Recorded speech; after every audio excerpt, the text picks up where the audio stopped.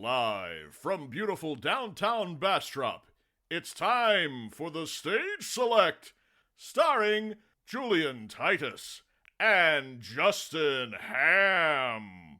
What could this possibly be? Seems a lot like a podcast. Wonder what specifically. Talking about video games. With your hosts, you're in good hands. Not more of the same. Now we'll jump right in. So expect the unexpected and more. Now we'll get grooving. There ain't always gonna walk through the door. There just might be some strategy in this. Just having fun with our special guest. Time for Stage Select. And here are your hosts, Julian Titus and Justin Ham. Welcome, one and all, to the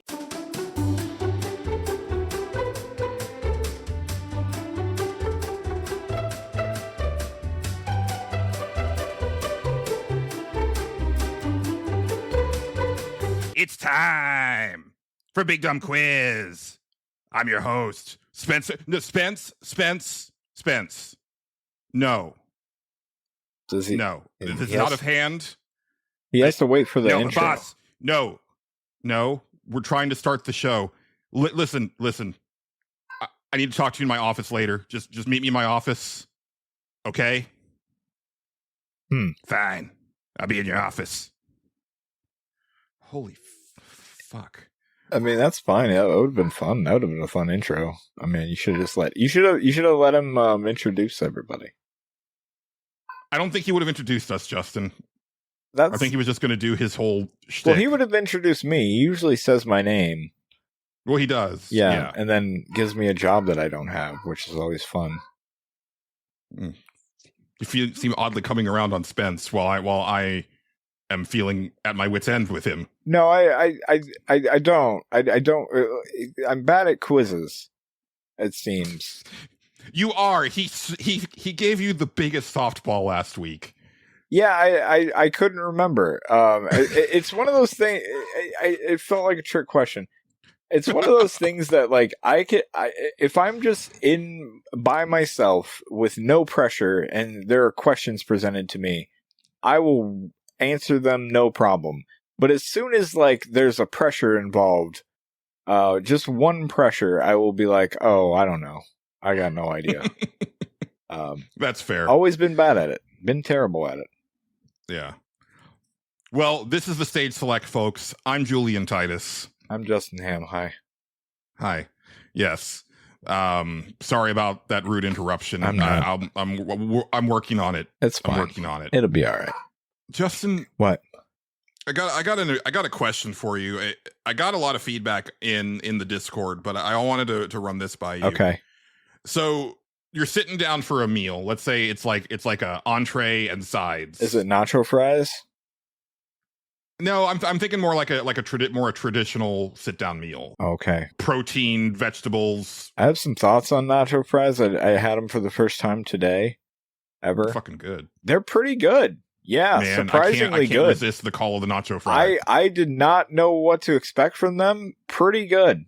Recommend. Yeah. High recommend. Didn't want the cheese that came with it. I could do with that. I'm not a cheese guy. Like, liquid cheese can just go where it needs to go. It's awful. I mean, I like them with the cheese, although Sure. one time I ordered the like avocado ranch instead. And Yeah.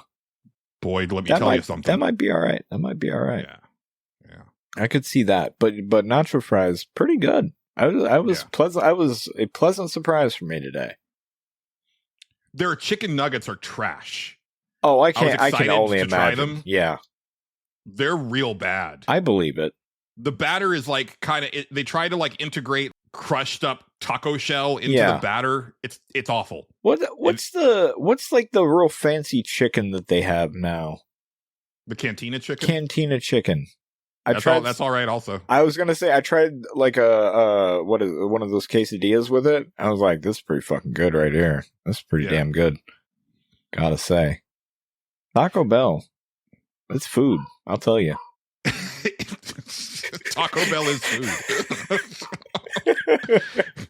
I just realized that we're so much further on track towards the Demolition Man future than I realized, because like, you remember how like Taco Bell is like fine dining in the Demolition Man future, and it's like, yeah, the prices are getting towards that. Yeah, pretty much. Yeah. So I think I ordered too much food, because I often do when it's like, it's just me. Let's just go nuts. And I think I spent like $30. It was ridiculous. Oh, okay. That's a lot. It was too much. It was too much food. I've learned to not order more than 3 items. Yeah. If I get 4 or 5, I invariably end up not eating 1.5 of them. Right. That makes sense. That makes sense. Because I personally don't think Taco Bell reheats all that well. So like if I don't get to it then. No. Not much fast food really does reheat well. Unless Whopper you beg to does. differ. Okay, all right. I am. See, with cheese or without? With. I don't know, man. Cheese never heats up right to me. Like it always. Well, the tastes trick weird. is that you don't put it in the fridge. You just leave it. You just leave it in the wrapper. It's disturbing to some degree, but okay. I really need to learn how to use my refrigerator more, Justin. It's a problem. Probably should put things in the refrigerator, Julian. I'm going to tell you. Yeah. Honestly, I realized that I learned it from my mom, because she would make dinner. Yeah. And then I would get a serving. And then I'd go back for like another serving. Right. And it would just stay out all night. And then I would finish it off the next day. Right. Like that was just a routine thing in my house. Right. So. Yeah. Well, we would do that with pizza a lot. Like pizza, I'm okay with that. I don't know why. Yeah, no, I'm talking about like, hamburger helper type no, stuff. I chicken get and it. rice. It's maybe a lot, but Yeah. But never hey, got food poisoning. No, though. hey, as long as you're not getting sick of it, who cares? Yeah, that's fine. Yeah. I'm sure it's fine. Especially if you're cooking it. It kills all the germs. It should be okay. Yeah. And I mean, like I would microwave it to exactly. for the it's leftovers. probably fine. Yeah. It's probably fine. Probably I'm probably not riddled with cancer that is dormant, waiting to strike any minute. I'm sure it's all gonna remain dormant forever, Julian. I don't think you got anything to worry about. We'll see. I do greatly worry about getting the big C. Anyway, you're sitting down to like a nice meal. Okay. Right. Like let's say steak and sides. Okay, sure. How are you tackling that meal, eating wise? Like, what am I eating first? Like how do you go about like consuming this meal? You just eat it? Put it in your like, mouth? So do you like eat the steak and then eat the sides? Do you eat the sides first and the steak? Do you do a combination? Do you take like little nibbles of as you're just going? Depends on the meal, right? Because some things go together with other sides better. You know what I mean? That's good. If you're having a chicken, okay, just one chicken, and you're having a mashed potatoes and a gravy, okay, those two things go together. Like you wanna put the chicken and the mashed potatoes and gravy and eat them at once. That's my thing. It's a good combination of food. It's a good mouth combo. It's a combo for your mouth. You're having like a KFC. You dip that. Right. You dip that drumstick in the potatoes. Right. Yeah. Well, I wouldn't do that personally, but I'm not a big drumstick guy. I never have been. Well, I'm just saying, like, random piece. But exactly, yeah. You're taking whatever forkful or whatever you have, you're putting it in the mashed potatoes. You're getting a little bit of that too. But some things don't mix well, so for me, I tend to do it by what in my brain will go cold faster. Yes. Yep. So okay, let's say that's me. Yeah, this comes from working in food, okay, for as long as I did. I worked at Wendy's for 7 years. I'm fucking expert at Wendy's bullshit, okay? Let's say you're having a Wendy's, okay? You got a burger, you got fries, and I don't know what, chicken nuggets, I don't know, fuck it. Okay, you're gonna want to eat it probably in the following order. Probably fries first, then chicken nuggets, then maybe the burger. Or maybe you do the chicken nuggets last. I usually save nuggets for last because those taste fine if like I can eat those cold just fine. It's or fair. those actually reheat pretty well if I'm feeling froggy. They do. Fries, I remember the exact fucking amount of time fries are good for. And everybody always complains like it's the most common fast food complaint that you will ever get when you work in fast food, or if you just like look on like DoorDash like reviews or some shit. Yeah, God, my fries were cold. It's like, of course they were. It's like it's those like fries have a shelf life of like 28 minutes. It is 7 minutes in a fucking heat lamp. That's it. Then you're supposed to throw them away. Really? So after that 7 minutes, they're they are actually like you start to notice a very noticeable difference. Like after that 7 minutes, do they throw them out after 7 minutes? No, they don't. No, of course, no. That would be so wasteful. That would be yes, exactly. You're supposed to It's probably one of the reasons that I'm not a big French fry guy. Yeah, I get it with my combos because that's usually the only choice that you have. But if I have my druthers, I'm usually swapping out for onion rings if that's an offer. Sure. Or it's sometimes like I will just like create my own combo, and it's just like I know I'm paying more, but I just don't want the fucking fries. I don't blame you. Most fast food fries aren't my favorite, to be perfectly fair. Yeah, Jack in the Box. I know you don't have Jack in the Box. I'm sorry. It's okay. But Jack in the Box curly fries, I believe buck it. the trend. Okay. Because even as they cool off, they're still pretty good. Right. Yeah, and they also reheat. They reheat better than probably any other fry that I've seen. Yeah. Typically, I won't even fuck with trying to reheat French fries from a fast food I'm going to tell you something. The thing about French fries, though, is if you get them home and you notice they're a little cold and you put them in the microwave for like maybe 10 seconds, works pretty well usually. But it's got to be right then. You can't like let them get completely cold and then try to bring life back into it. It's like that's probably been my problem. That's usually the thing. Like you got to do it like right when you get home. And be like, oh yeah, they're a little cold. Let me put them in here for like 10, 15 seconds or whatever you feel. Like until the box gets hot or warm. That's how I do it. And then like you're usually good to go. At least in my opinion. Yes, they do get a little mushier, but they're hot. So that's the thing. And it's not perfect. But yeah, fries have Wendy's, and I bet money it's still the same fucking amount of time right now. It was 7 minutes before they went bad. Then there was a noticeable difference. And I find Wendy's fries to be kind of more resilient than most. Right. Yeah. Nuggets were, I want to say 10 or 15 minutes. Something like that. They were longer. Any chicken was, I want to say good for an hour. Because they had like a heat drawer for all that stuff. Burgers where I worked were fresh off the grill, but I don't know any other Wendy's stuff because we never had a press grill, and that's what most of them had. Like the ones that like clamp down. We never had that. You had to actually fucking be a grill person at the Wendy's I worked with, and use a spatula and shit like that.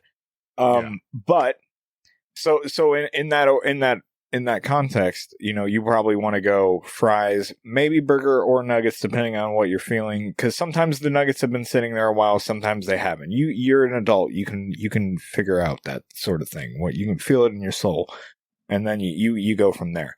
But that's probably the correct order you want to do it. Yeah. So how this happened is that on the most recent Castle Super Beast, like Pat said that he eats like his sides and then his steak, and Wooly was like, you're fucking insane. And I was like, but that's what I do. Like, I think my thing too is like, if the sides are vegetables, even though I'm at a point where I can tolerate / enjoy vegetables, right? I never got over the ick vegetable thing from childhood. Same thing with fruit.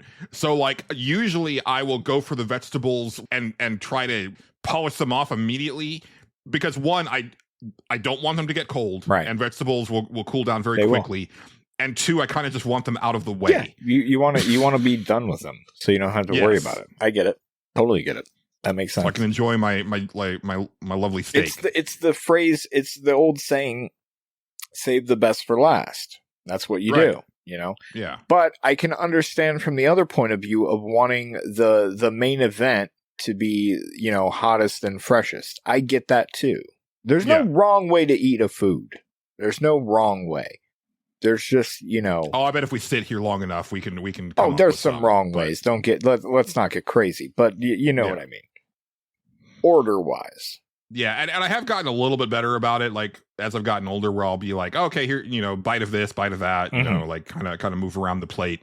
But Yeah. Myself as well. if the sides are hotter to begin with, like if it's like a casserole thing or like, you know, stuffing, then I'm kind of good. Oh yeah, to, some things you have to like eat in an order for the other thing to cool down. That's True, also a yeah. thing, you know. yeah, I go to a local establishment has very good French fries, and their French fries are usually they come out hot as shit. So you eat the other thing first because you're letting the fries cool down. Then once you've eaten the other thing, the fries are like the perfect temperature now, and then you can eat all of those. So yeah. It's the way to go. Food.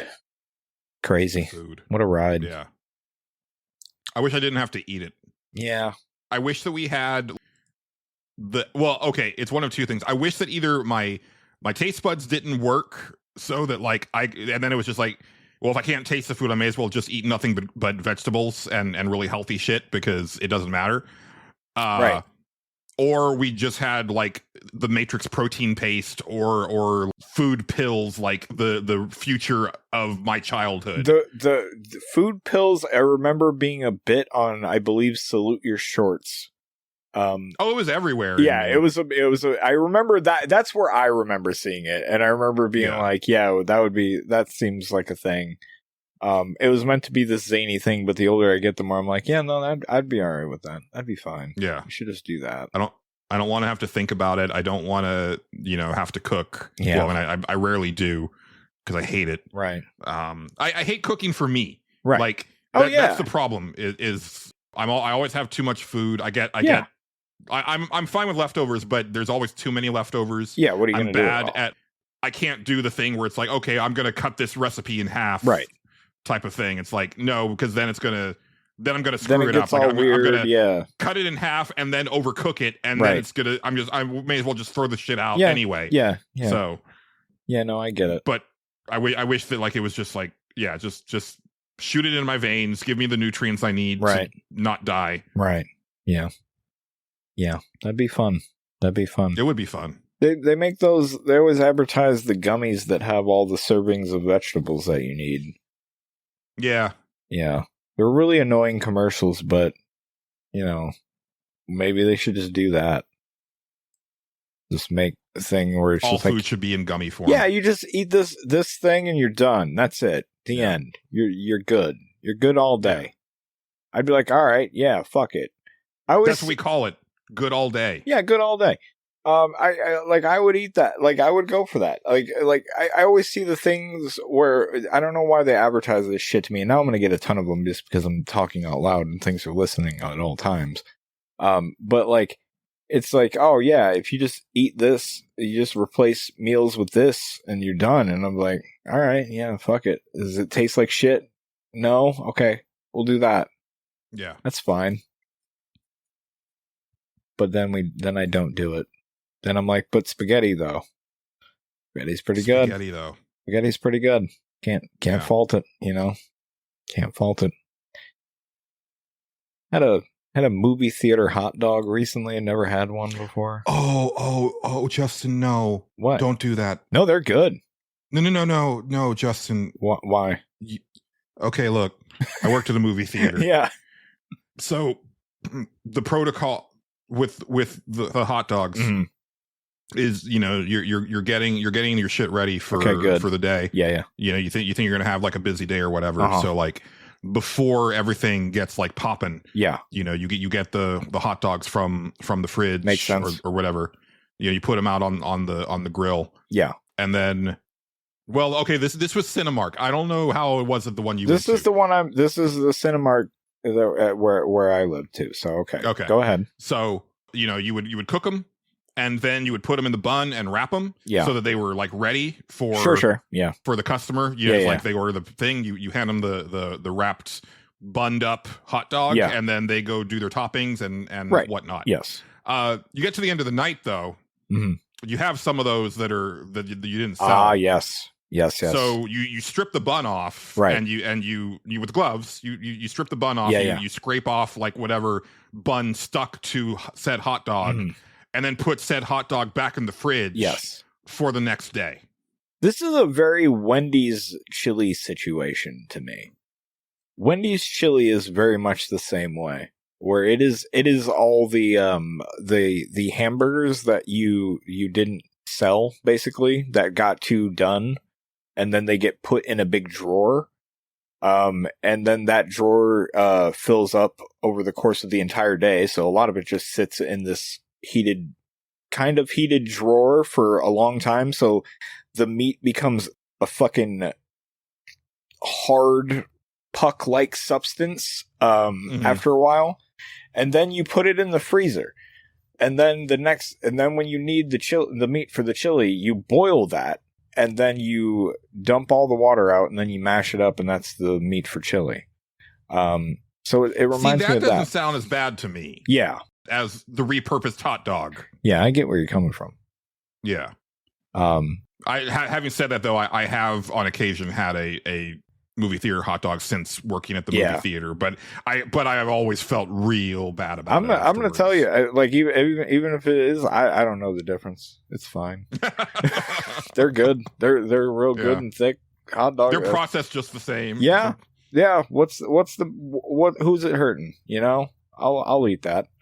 That's fine. And I was really broke when I was working in the movie theater, so you better believe I was consuming those buns, the ones taken off, because they tasted like hot dog.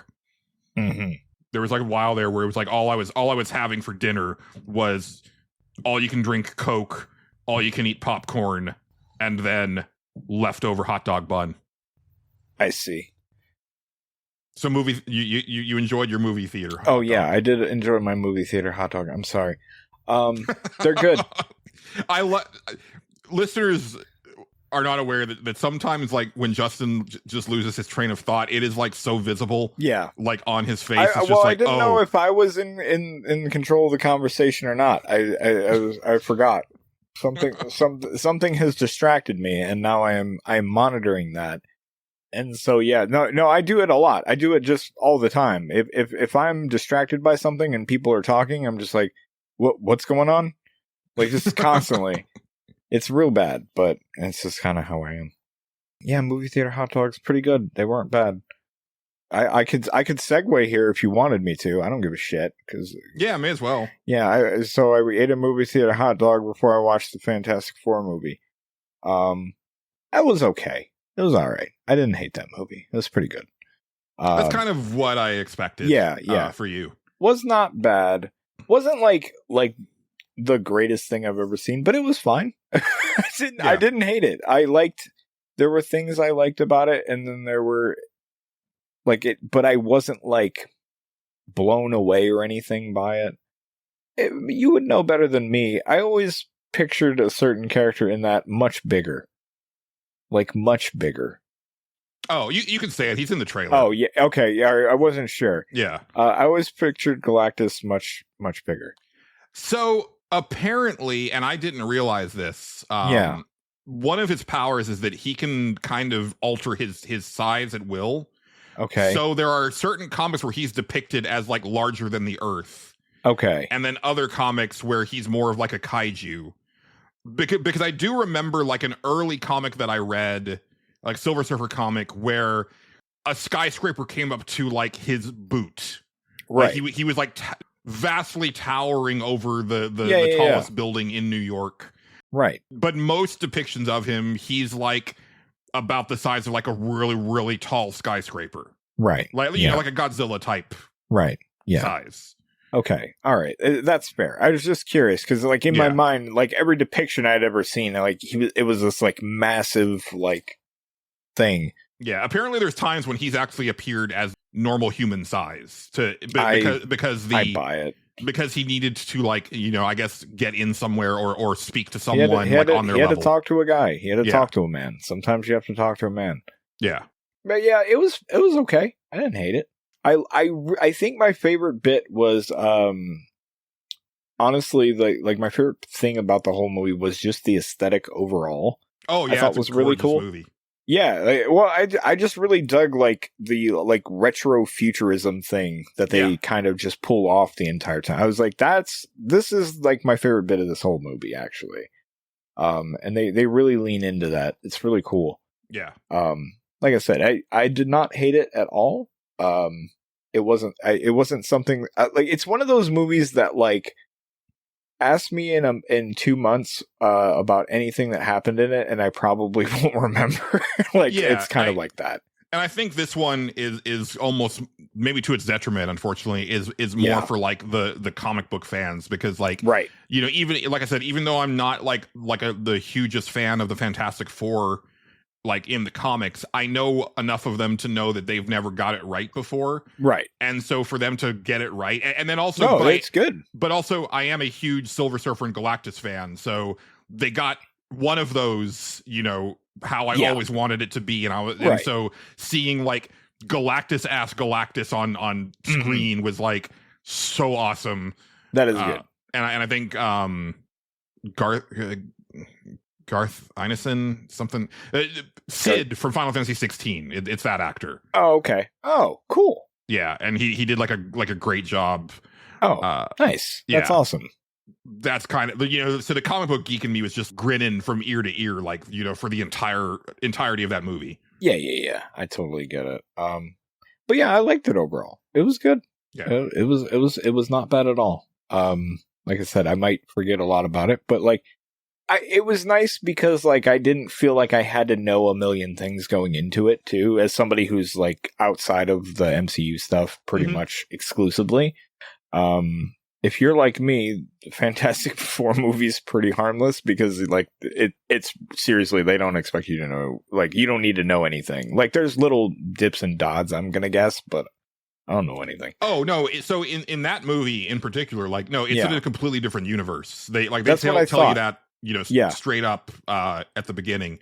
Right. I don't know if you stayed long enough to see why it was that numbering for the universe, but it's a really probably sweet not thing. No, yeah, probably didn't. It's universe 828, and there's like a really nice quote from Jack Kirby like at the end of the movie, and he was born on August 28th. So I thought like it was nice to see Jack Kirby get his due for once. Nice. That's cool. Yeah. That's really cool. What else? Oh, the guy who played Mole Man was the guy that I seen in that Amazon movie that I was talking about with the game show, Luckiest Man in America or whatever. It was the same dude, which I thought was fun. He's also in a movie I'll talk about later. Yeah. He's getting around. Yeah. He's getting around. I was just like, oh, look at there he is. Yeah. Good for that guy. But yeah, that was that movie. That was a movie that I watched. Yeah. I also watched a different movie for the very first time that I've never seen before. I might save more things for Cinemorons, and just even if it's not the movie that we pick, I feel like I need to talk about it because it's fucking hilarious. I watched Point Break for the very first time. Oh, I also have never seen Point Break. You never seen Point Break? Mm-mm. Oh man. Okay, we gotta do that for that sometime. Oh man, that movie's fucking. It's good because of how of its time it is. Right. I can't explain it. It is the most 1991 film that was ever made. Like it just was. I thoroughly enjoyed most of that movie. No, all of that movie. I had a great time. Do you happen to remember if Keanu Reeves' character in that was named John or Johnny? It's Johnny Utah. It is. Yeah. Okay. It was pointed out to me very recently that he plays a lot of Johns. Mm-hmm. And it never really clicked before because yeah. He's also John Constantine. He's Johnny Silverhand. Yeah. He's Johnny Mnemonic. Yeah. Apparently, the character he was in the vampire movie was a Johnny or something like that, I think. Oh yeah, was it Bram Stoker's I think that's the one he's Dracula in. or whatever? Yeah. Apparently, he's in another new one coming out, Dracula 2025 or some shit. I'm not even sure what the fuck did I see that movie? So that doesn't work. I'll get into it later, but friend of the show, John Gholson, and I spent the day in the theater last weekend. Yeah. And there was a trailer for a movie that I'd never heard of before. It's a comedy. Okay. Where Keanu Reeves is a guardian angel. And Aziz Ansari is the main character, and like he has like a really shitty he's like a working homeless person. Like he's living out of his car, but he works for as a gopher for this tech bro played by Seth Rogen. Sure. And he says like, "Oh, my life is shit," and Keanu Reeves as the angel is like, "Well, perhaps if I show you that life isn't all it's cracked up to be, you'll change your mind." And so he makes it to where Aziz Ansari switches lives with Seth Rogen, so he has all the money now. Right. And one of the angels is like, "Why did you do that?" I thought that I would show him that money wouldn't solve all of his problems. And what happened?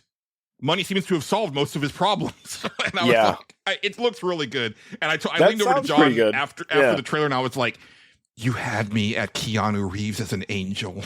Yeah, no, I'm down. I seen the poster for that movie, but didn't know what it was. So yeah, that does sound pretty good. Yeah. Okay. Nice to see Keanu getting to do comedy again, because he's great at comedy. He just doesn't get to do it all that often. Even sometimes when he doesn't mean to be. It's great. Yeah. It's phenomenal. Oh man, Point Break has some spots with him where I died laughing. Oh my God. Well, that's also close enough to Bill and Ted to where I could imagine a director being like, just amp up the Ted just a little bit in this bit right here. Yeah. I mean, he's playing an FBI agent who needs to go undercover as a surfer to catch some bank robbers. Yeah, and it's kind of like, yeah, no, this is great. This is fucking perfect. I love it. It's a prototype for Fast and the Furious. Right. Pretty much. Yeah, what a trip that movie was. Oh man. Patrick Swayze. That's great. Good stuff. Yeah. Oh, anyway. Do you want me to keep going with stuff I did? I don't know. Are we at that point of the show or no? Do something else. I played some video games. Like I actually played some video games. That's good. Yeah. That's good. That's real good. I went ahead and pulled the trigger on Ninja Gaiden Ragebound. Okay. And that game is really fucking good. You liked it before, so yeah. I liked the demo, but I think I mean, maybe this says more about me than anything, but like it's moving very quickly, and the trophies are coming fast and furious, which I also really appreciate. Right. But I think it was also a thing where it's like I'm already on Act 2 of 3, and I haven't played it that long, and I'm like, honestly, it would have been a perfect fit for Xbox Live Summer of Arcade back in the day. Right, yeah. Like, this game would have sat at like a $10 price point. Right. About 15, 18 years ago. Right. And it would have been one of those like XBLA games that was like, oh man, Ninja Gaiden Ragebound was like so awesome. Like, yeah, right. It definitely feels of that ilk. Like the graphics are great. The music's fantastic. It feels just so pitch perfect to play. Cool. It is funny, again, coming off of that demo for Shinobi Art of Vengeance, because, and maybe this was always the case, but like, it's the same game. They're the same game, Justin.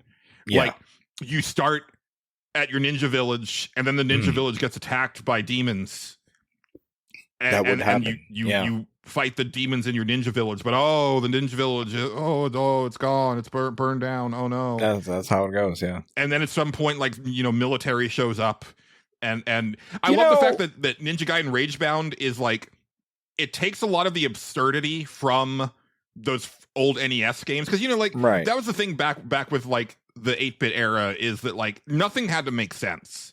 No, it didn't. It sure didn't. No. So like you're playing like this ninja game where you're a blue ninja in the streets of New York, and you're fighting like other like kind of ninja looking dudes, but then you get to the boss and it's just like this big like monster with a club, and it's like, okay, whatever. And then the next level there's just flying dude. Like it didn't matter. Like it's like bats. Just, yeah. You gotta watch out for them. It's the whole thing. Yeah. And so, you know, just real quick before we get too far away from the ninja villages, ninjas should stop building villages, Julian. I don't know what they're thinking. Yeah. How dare they, you know, have a life, Justin? Well, and a like, well, obviously, they're just going to burn down. They're just making themselves targets. Why do it? They need to be smarter about it because, you know, like village hidden in the leaves in Naruto was just fine. I think for most of that, at least in the part of the anime I saw. Did it? Now, you sure? Are you sure? I didn't watch all of Shippuden, but okay. I know it does get attacked at a certain point, but I think it's because they had already let people in for like another event, and they were betrayed. That's how it always goes. Yeah. At some point, you got to let somebody into the village, and then they're just going to burn it down. It's a metaphor for life, really. That's why I live alone. Yeah, that's pretty much it. Don't let anybody into my village because they'll try to burn it down. They'll burn it down. They will. Yeah. Ninjas should stop building villages. That's all I'm saying. But yeah, like in the second level of Ragebound, there's just like some dudes with jetpacks. They're ninjas with jetpacks. Fuck you, it doesn't matter. And I was like, I appreciate that greatly. Yeah, actually, that's pretty good. Yeah. And even though like the game's never had a good story, and you know, from what I've seen of the Team Ninja ones that continued into the modern era, they tried with like. Yeah, they tried. God, none of it's good. Yeah, but and then they were like, "Oh, it sticking to its roots of like, yo, we're gonna have these like really gorgeously drawn cutscenes because the cutscene starts with us. Like it literally starts with Ninja Gaiden 1. So you know we're gonna honor that legacy. And the Game Kitchen, the people who made Blasphemous, I mean, they just do like some of the most gorgeous. Yeah. They're very good 2D pixel cutscene art that I've ever seen. Like going all the way back to the Last Door. Like their first game. So yeah, it's great and nice. It's challenging, but not so far. It hasn't been like overly so. Okay, cool. And it's kind of nice to be like, man, I'm already like a third of the way through it. Like that's good. Played it for I'm like, happy. You know, I'm a couple happy hours, if that. Yeah, that's. But awesome. again, and I guess what I'm trying to say is keep your expectations to a certain level. Because you know it's only a $25 game, which again I think if you cast that back into XBLA days, this sits there with like a $10 like XBLA game where you would buy it like on a whim on a Wednesday and then have it beaten by Friday. Like it's that type of game. Yeah, but also high replayability. There's a lot of hidden things to find. You know, you want it's kind of got that score chase thing. You want to get like your S ranking and there's hidden levels that you unlock. That sounds good. Yeah. It's real good. Nice. And I think I'm also down for Shinobi when that comes out. But again, I just think it's funny they're coming out like so close together. And why wouldn't they? Art style wise, setup wise, gameplay wise, like they're so similar. But again, I guess that's also kind of like, well, no, I mean Shinobi played a lot differently than Ninja Gaiden because Shinobi, especially the first one, you know, well, actually, I think all of them, you know, you were mainly throwing kunai, and that was like your main attack, and your sword would only come out when enemies got close, but you didn't really want them to get that close. Right. Yeah. So they played very differently. My favorites were Shinobi 3, and then I think it's actually more of a spin-off, but Shadow Dancer, the one with the wolf. Where you have the wolf with you, the white wolf. I believe you. It was an arcade game that got ported to Genesis. And I think it's tangentially related to Shinobi, but it was never called Shinobi, at least not the cabinets that I saw. It was just Shadow Dancer. Okay. That's good. Yeah. But I really enjoyed it. I definitely recommend it. Nice. And then I discovered, so I went to Itch because I was like, are they really all gone, or are the porn games really all gone? And I checked the adult tag, and it's like, oh no, there's a bunch of them back. And apparently what happened is after they did their panic purge, they put the games that are free back because like they're not processing payments for those. Sure. Yeah. but that also changed the playing field quite a bit as far as like what was visible. Right. And so I was starting to see like some games I've never seen before, and I came across this one called Starmaker Story. Okay. That has like a really cool art style. It's 2D, but it's pixel art instead of like hand drawn. Okay. So it gives it almost a vaguely point and click adventure PC vibe to it. Sure. Yeah. Like it looks better than like a King's Quest 6 or something like that, but Okay. it's closer to that style than, like a Summertime Saga, which is just like, yo, I drew this really pretty art, and you're seeing it exactly as I drew it, right?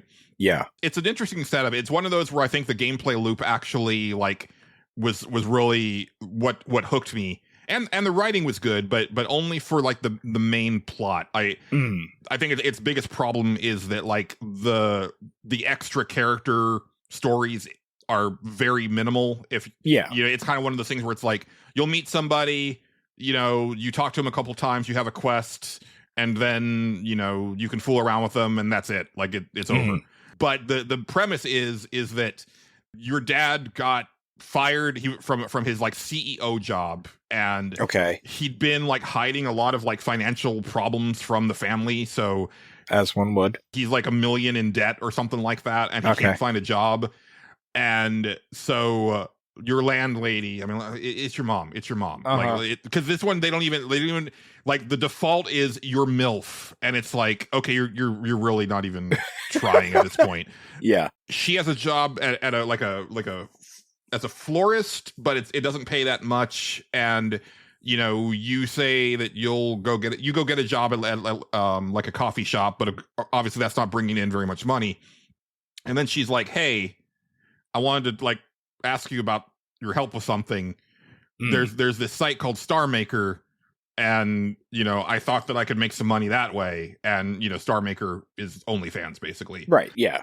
So the main thrust of the game is you like helping your mom run, this OnlyFans account, basically, and taking pictures of her. But of course she's like, like super shy at the beginning and everything like that. So of course, and it's kind of neat because there actually is this whole interface. Like you sit on your computer, you can see like her profile and stuff like that, and the comments. And there's like at the beginning, it's like, I don't think she knows what this website is for, but because the pictures are so tame and stuff like that. But it's all about trying to get more followers, trying to pull her out of her shell to do more risque stuff in order to generate more followers. More followers means more revenue, blah blah blah. It's pretty realistic in the fact that like you lose like 60% of your followers like at the beginning of the week because people drop off, which is very very common. That sounds right. And then also, you're driving around, like you eventually get like the keys to the family car, so you can drive around. The driving is really cool because it's like this nice first person in the cockpit of the car type thing. You get like behind the wheel set up. It's like really really nice sprite art. And that whole thing is like really cool. Like just the overall loop of like going around, like kind of helping her with that stuff, but then also doing like your stuff on the side. And then kind of falling into like the other character stories and stuff like that. And then there is kind of like a lot of variations. So like, you can kind of arrange it to where you get your dad to leave, like basically like you become the man of the house and like ruin the marriage. As I usually do, went for the no, we're just all fucking now route, because that's that's as one does. But no, it's really the soundtrack is really good. The writing is decent. The art is really nice, and I thought like the overall like a plot of it was interesting. And also just like the gameplay loop of making the numbers go up, for lack of a better term. Right. Yeah, but very shallow on the periphery as far as like the other characters and stuff like that. It feels like if they did a sequel, they could really like flesh that out. And this one, like the development's almost like I there's an ending, but like it says there's a progress bar on it, and the development is like I think like 80% of the way there. But to me it was like, cool. No, this is like a finished game. I don't know what you're talking about. Like, that you'll have that every now and then, but they want to do some weird thing to it. So, and I think it says you can wishlist it on Steam. I don't know if it's available to purchase on Steam yet, or if it's just a placeholder. But I looked it up on itch. It looks. Let's see. Bad at typing. No, it's there. Okay. Yeah, you can wishlist it. It's supposed to come out. It just says 2025. Oh, okay. So, but you can't actually download it on Steam yet. No. Okay. No, you cannot. But Yeah. it's there. Yeah. Good. Steam seems to be like the I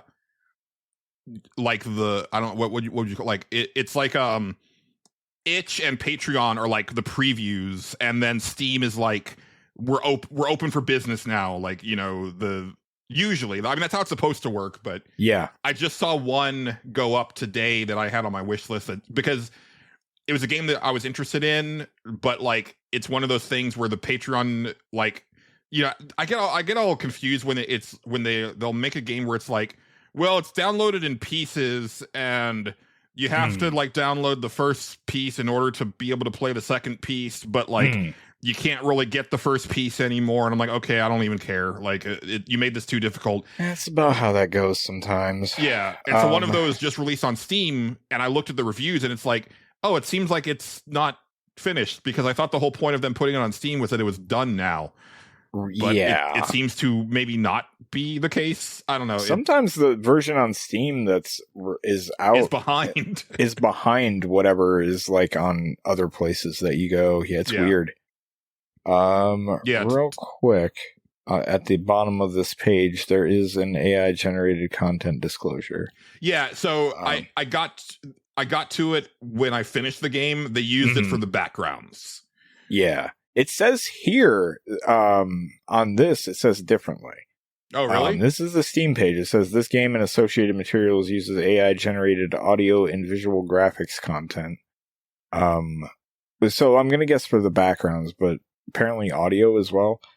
All AI-generated content commercially licensed from the industry's leading AI generation platforms or through a licensed model, whatever that means. Whatever that So means. I'm going to guess for the backgrounds. A lot of them are doing it for the backgrounds these days. Yeah. Almost because I see that a lot. And most of the time they're like, we just did it for the backgrounds. We made the characters shut up. Well, like, okay. And after watching, you know, poor Dark Cookie over at Summertime Saga, like labor over this tech update for literally the last 4 years. Yeah. Like a lot of it was redoing all the backgrounds for widescreen. That was a lot of work. And yeah, I'm sure. I'm not saying that I'm condoning it, but I can understand wanting to take a shortcut on something that ultimately most people aren't going to pay attention to.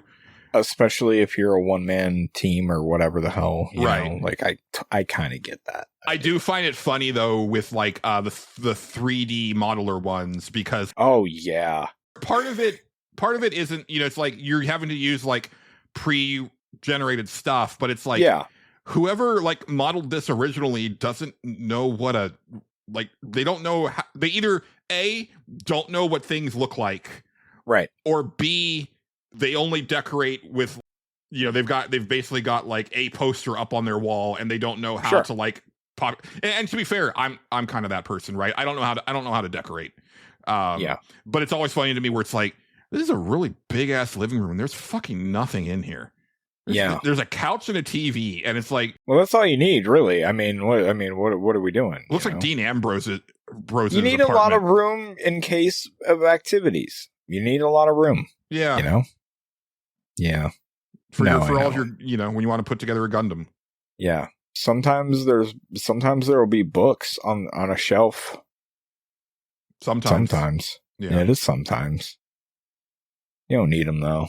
Kind of, you know, nobody's going to read them, so why even put them there? You know, let's not get people's hopes up with things in the room or the background that they might think they can interact with. That's part of it too, I think. Yeah, probably is. Watching, you know, like the Summertime Saga streams, like, you know, he'd be working on this background, and like someone would be like, "Are we going to be able to click on that? Like, can we do something with that?" No, probably not. Probably not. Well, their backgrounds are pretty interactive. Oh, I'm sure. Yeah, because they're you know, designing them and stuff like that. The 3D modeler stuff, they're just like, nobody cares. Yeah. And to a bit large extent, I kind of get that. I'm like, they're kind of right. I do appreciate the ones that do go the extra mile, where it's like, this actually looks like a lived-in space. Like this. Don't get me wrong, I do too. Yeah. But again, like I said before, it's like I do like it when like the same sets show up. It's like, oh, there's that 2-tiered bar. I know that one. Yep. Oh, I always recognize like girls in those. Like I'm always like that's the same face that's in this other game or whatever. Like they always look familiar to me. Like, but they'll change the hairstyle or something like that, and then like no, it's this person now. It's the guy models that I recognize more often. Oh, the guy, yeah, they don't even care. They don't even try. Yeah. It's like, yeah. Oh, here's the old bald man. Is he going to be? It's its own Hollywood. You know, like it is, and I like that. It's kind of great. You know, they're all just different actors. You know, look at it like that. The first time that I noticed it was actually the dad from Being a Dick was in another game as like a mafioso boss, and I was like, oh, it's the dad from Being a Dick. That's so cool. Yeah, that's great. He's getting work. It's good. Yeah. Let's see. Do you want me to talk about a thing? I'll do it. Yeah, do it. I'll do it. Okay, good. I'll do it. Let's see. What other? I started Man of Medan with Kim because they actually wanted to go to the newest or the last one of the Dark Pictures things, which was like Devil in Me or something like that. Devil Inside Me. I can't remember exactly what it's called. Devil in Me, I think. The Devil in Me, yeah. But then when I looked, I was like, well, did you play these other ones? Because they're only $20 and maybe we should play those first. And they were like, okay, yeah, let's do that. So I started playing Man Medan. Okay.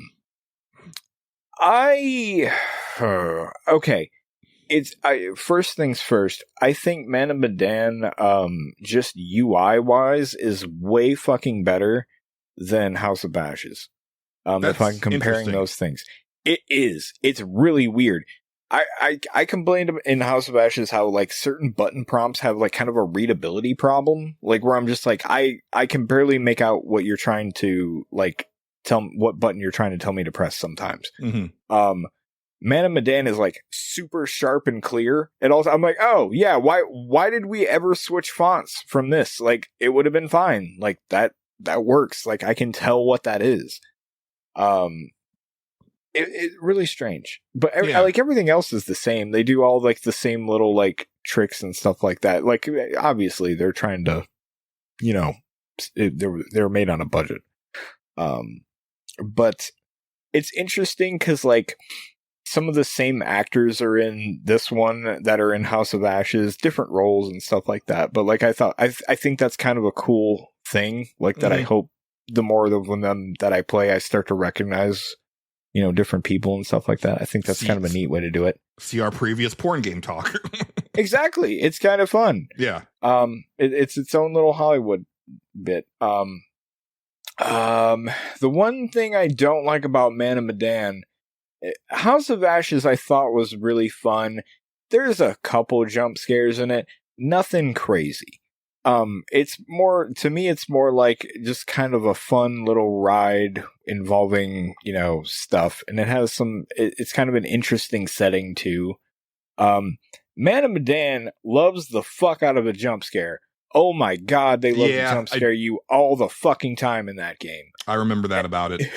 To the point where I was just starting to get, like, it just started, like, at first I was like, okay, you got me. That was good. That was a good one. You got me. And then I would do another one, and I'm like, okay, now I'm starting to get upset. I'm becoming upset. Like, I don't want to, like, you're making me not want to press anything on anything because you just keep doing it. So yeah, I'm having a trouble with that one because of the amount of those that are in it. But yeah, that's kind of it for Man of Medan. Like it's one of those. It's a Dark Pictures game. Are you're still working on it? Yeah, I don't know how far through I am. It's always kind of hard for me to tell. Yeah. Probably like a third or halfway through, something like that. But yeah, it started getting really heavy on the jump scares, and at a certain point, I had to turned to Kim and I had to go, I need to take a break from this. Like, because I'm getting to the point where I don't want to touch anything, and like we're not going to see things. So let's just stop for now. To which they understood, but probably silently laughed at me, and that's fine. I'll accept that. Yeah, I enjoyed that one at the time, although definitely noticing the significant downgrade in overall, like, graphical quality from Until Dawn, their previous game. It's been interesting. Well, for me, it's been interesting. The core has a pretty good quality to it. Yeah, and then like you go to these other ones, and it's like, yeah, these are definitely made on kind of a budget here, but for like sure. they're still fun. They're still like interesting absolutely. stories. You know, I definitely, I might pick your brain when you finish it, because I've talked about it before. I have issues with the way a lot of, at least what I've played of the supermassive games, like the way that they end, like, and I usually end up leaving kind of cold, which is honestly why I haven't, like, I finished Little Hope, which was the second one, and I was like, I kind of feel like I know what to expect from the rest of these, and I don't know if I'm on board anymore, but I still want to play them just to see, because I'm there's always the hope that it's not right. I'm kind of curious. Yeah, I'm kind of curious when I get to the end of this, what it is. Yeah. But like I said, I really liked House of Ashes. That one goes off the rails at the end, but like in kind of a pretty neat way. I thought it was a really cool spin on what they were going for. But anyway, that's Dark Pictures, Man of Medan, which is fun to say. Yes. It's a fun name to say. Oh, Black Betty, Man of Medan. That's what I mean. Yeah. Every time. Every time. That's every time. I think of it every time. I have to make myself resist the urge to say it every time. So, there's that. I'm real bad about that with I think I've told you before. It's like there are certain like calls that will get the same response from me every time, and I can't help it. Yeah, no, I'm right there with you. I do the same thing. Oh, what else did I do? I keep playing football. I keep playing the college football. The NCAA, EA Sports, NCAA football, college football 26. It's such a long fucking name. You know the one. It's the new one. I just have one quick update. You know how we keep talking about how the old ones in the past used to do the thing where you could import the player to Madden? Yeah. This one does that. You can actually import your player to Madden, so that has given. So I know what you're doing next month. It's given me renewed purpose to play it, because now I'm like, well, now I got to get my guy ready for Madden. And I won the Heisman Trophy as a freshman. It was pretty good. I started a new game. But yeah, I'm still having a good time with that game. I know I talked up the soundtrack before. I love how there's songs that, like, if I listened to them in real life, I'd hate them, but the fucking college marching band version of them, I'm kind of into most of the time. I'm just like, yeah, this is good. This is all right. Yeah. I've heard this shitty Post Malone country song. It's terrible, but it's all right. This marching band version, I can dig this. Look, I hate that song by Bastille. But when Samiko Saba sings it, I'm all in. It's a thing. Like, sometimes the delivery mechanism is all that you need. That's it. Yeah. Pompeii, that's the one. I don't have to listen to Post Malone or what's that other dipshit who I super hate. I actually don't mind Post Malone compared to this guy. Morgan Wallen. I don't have to listen to them talk. It's just horns doing their part. And I'm like, yeah, that's all right. Why didn't we do this in the first place? This should have been the song. It's great. Morgan Wallen sucks. Moving on. What else did I do? Oh God. I feel like, I've restarted Expedition 33. So I won't talk too much about that. I've restarted it on the Xbox because I only played like 10 minutes of it on Xbox. So I was like, I'll just download it again real quick and I'll start it up. I showed Kim the intro to it, which immediately brought her to tears, which I was like, they're doing something right with this intro. I'll tell you what. I went in cold and didn't tell them anything. No, that's the way So to do it. I just, because like I knew what was going to happen when I played that game. I was like, okay, this is the part where this whole bit happens because they kind of explained it. I think that's why it didn't hit me, because like I knew the concept going in, and I was like, no, yeah, that's good, but like, and I don't think the game. Well, I mean, I think this is also an issue with the game is that like I don't think it ever really tugged on the heartstrings for me that it's yanking on for everybody else. Like me as a big old softy who cries at the drop of a hat, like that game really didn't do anything for me. Yeah. But it got her going in blind though, because she didn't know what was going to happen, and she was like I kept going, well, what do you think's going to happen? And they were like, she was like, I don't know. This guy's really sad. He's in love with this girl. But I don't know. Everybody seems depressed. And then eventually, once the thing happened, she was like, oh, I was sort of wondering why there weren't any old people there. That makes sense. Like she was like, that's terrible. It's like, I was like in a good way, I guess. But I get it. It hit pretty well. So I'm gonna try to make my way through that game. I swear. Going back to the Robert Pattinson simulator. Yeah, pretty much. Sometimes you got to do it. If everybody's talking about it, maybe I got to do it just to say I finished fucking something this year. I'm like looking at the calendar and I'm like, fuck, man. Like, God, man. That's what I keep. I'm like, I got to start doing some shit. So I'm trying. I really am trying. I've officially quit Death Stranding 2. I tried to get on a ladder, the next 20 minutes after I got 20 minutes in from the last time I talked about it. Tried to get on a ladder. It didn't quite go well, for whatever fucking reason. And then I fell off a small cliff. I was not killed, but all my things went everywhere. And I said, no, thank you. I'm done here. It's weird. And I was upset.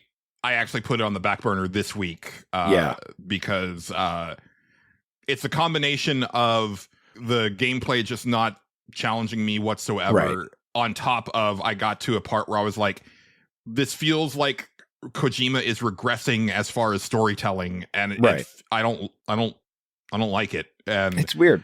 And so I was like, no, I need to knock out some stuff. So that was part of the reason why I bought Ragebound this week. I'll probably be able to finish that this weekend. Nice. And then I bought Dead Take that Addy was talking about last episode. Which, I'm really curious to hear about that one. I keep forgetting about it. Yeah, I'm looking forward to hopefully being able to talk about it in its, as like not spoil it, but talk about my thoughts in its entirety by next week. Absolutely. And then I need to go back and start plugging away at more of the endings from the 100 line. I feel satisfied. I think I've gotten the answers that I want. Yeah, but I also feel that like if I've only unlocked, I think I've got like 15 or 16 of the 100 endings. Jesus. So like, there's got to be more that I don't know, and the fact that like there's more that I possibly don't know is awesome and crazy and terrifying at the same time. Yeah. See, I feel like I would be cheating at that point and just show me all of them. Just watch a YouTube video of them. Yeah, and we'll see. I might get to that point. Yeah, I've been to that point on some games where sometimes I'm just like, I've gotten what I want out of this. Let me just see everything real quick. The little things that I missed, and maybe there's something in there. If I'm still plugging away at it by like mid-September, then that'll be the point where it's like, no, I should probably just like look at the stuff that I'm missing to make sure that I didn't. To see the stuff that is important, and then just call it. It's currently my game of the year. Sure, but figured as much. Again, I feel satisfied, right? Like I feel that I've gotten what I need to get out of it, but I would like to see what I'm missing just in case. Yeah, go treat yourself. Yeah, just type it in on YouTube. Just watch it like that. I don't know. You do whatever you want, whatever makes you happy. It would probably be a different thing if I was playing this on PlayStation where trophies are involved. Because I would want to get the platinum. Makes sense. Yeah, that makes sense. But yeah, I'm done with Death Stranding. The ladders feel weird. Julian But- did confirm that they feel weird. No, you're for not me. wrong. It's harder to, because Sam will kind of magnetize to them in the way that like certain, parkour characters will do in other games. Right. And it was a lot easier to get him to do that in the first game. In the first I have game, yeah. experienced the same thing where it's like, you've got to be like right on it before he does the actual animation where it's like, okay, you're on the ladder securely now. Now you can go. Yeah. Yeah. It's weird. It shouldn't be that way. Anyway. So yeah, I'm done with that. Probably the only thing that's like more challenging than the last game. Right. I honestly, as I'm a little curious of the story, so maybe I'll go watch it on YouTube or something, but I'm not playing that game anymore. I'm good. I think I'm fine. And then the last game that I played that I can remember off the top of my head here, unless I think of something else that I've done. I just started today because it just came out today as of this recording. Mafia: The Old Country. Yes, I've been looking forward to this one. It's on my radar, and I have not played any of the Mafia games. Me neither. So that's the thing. I've heard some things about the Mafia games which had me interested. I bought them on like a sale at some point on Steam because I was like, yeah, why not? I wonder if you can still collect the Playboy magazines in the first game, or if they took that out because like they lost the license. Hard to say. That's one of the few things that I remember from because from I that first do game. have the like remasters, but there is like a classic edition right here. So I don't know. These are like the definitive edition things and stuff like that. Which I think are like the re-release. I don't even know anymore. But I bought Mafia: The Old Country, playing it on the Xbox, so that way I can go back and forth with it. I figured cloud saving has been really great in my life right now. The ability to cloud saving on Xbox is one of its best features. Like that. Yeah. And quick resume, I think, don't get nearly enough praise. Yeah, cloud save. It works on. I think it works on PlayStation as well. I haven't really messed with that stuff though. Cloud saving works on PlayStation if you're a member of PS Plus, Oh, where it just comes as part of the system on Xbox. Gotcha. I don't know if I am anymore. I don't remember. But anyway, cloud saving on Xbox has been fucking great because like I there's been a couple games like the football game. I've been playing that in 2 different places. I've been playing like Tony Hawk every now and then when I get bored and just want to do something, I'll play that and all my stuff's been carrying over back and forth. I'm like, this is pretty all right. Yeah, it's also great like when you it's like when you upgrade, right? When I went from my Xbox One X to my Series X. And I just like fired it up, put in my information. It's like, start to download some old games. It's like, bam, there's the saves. Like there's a save. Yeah, it's great. It's really great. It like I said, it's awesome for me right now because I'm back and forth a lot at the moment, and that has helped because like I can actually, if I play on that, I don't have to worry about it. Yeah. But anyway, started Mafia: The Old Country today. I really like the setup of that game, and I think a lot of it comes from it being in a time period that I'm, wildly unfamiliar with, and a place that I'm not super familiar with either, which is, 1908 Sicily. Right. The opening of the game is, I'd have to look up and see if stuff like this exists. I'm sure it did. It's basically like you're playing as Ezio. He's the main character, or not Ezio. What's his name? Enzo, not Amore. That's how I remember it. Enzo, and he's like, he's in this mine with his friend. Amore. Yeah, I know. He sucks. He was so cool. Back then, though. Don't get me wrong. When we didn't know. Had a hell of a gimmick, that guy. Yeah. Could talk his ass off. Anyway, wrestling, everyone. Enzo is in a mine, and like it's like his dad sold him to this mine to pay off their debt, and like they just like work. It's like it's basically like slavery. Yeah. And like all this other stuff, and then you're doing stuff in the mine. You're going. I was like, this is not the opening I expected from this game. I'll be 100% honest. And I was like, it's cool. You got to start from the bottom so that eventually you can be here. I mean, absolutely, yes. As Drake once said that. Oh, is that who said that? Yeah, that's who said that. That's Started a way at the less bottom, cool quote. now we're here. Yeah, I know. That's why it felt I should inform you. Thank you. No, I appreciate that. So you didn't keep going around. Everybody's like, why is he? Okay. Yeah. But yeah.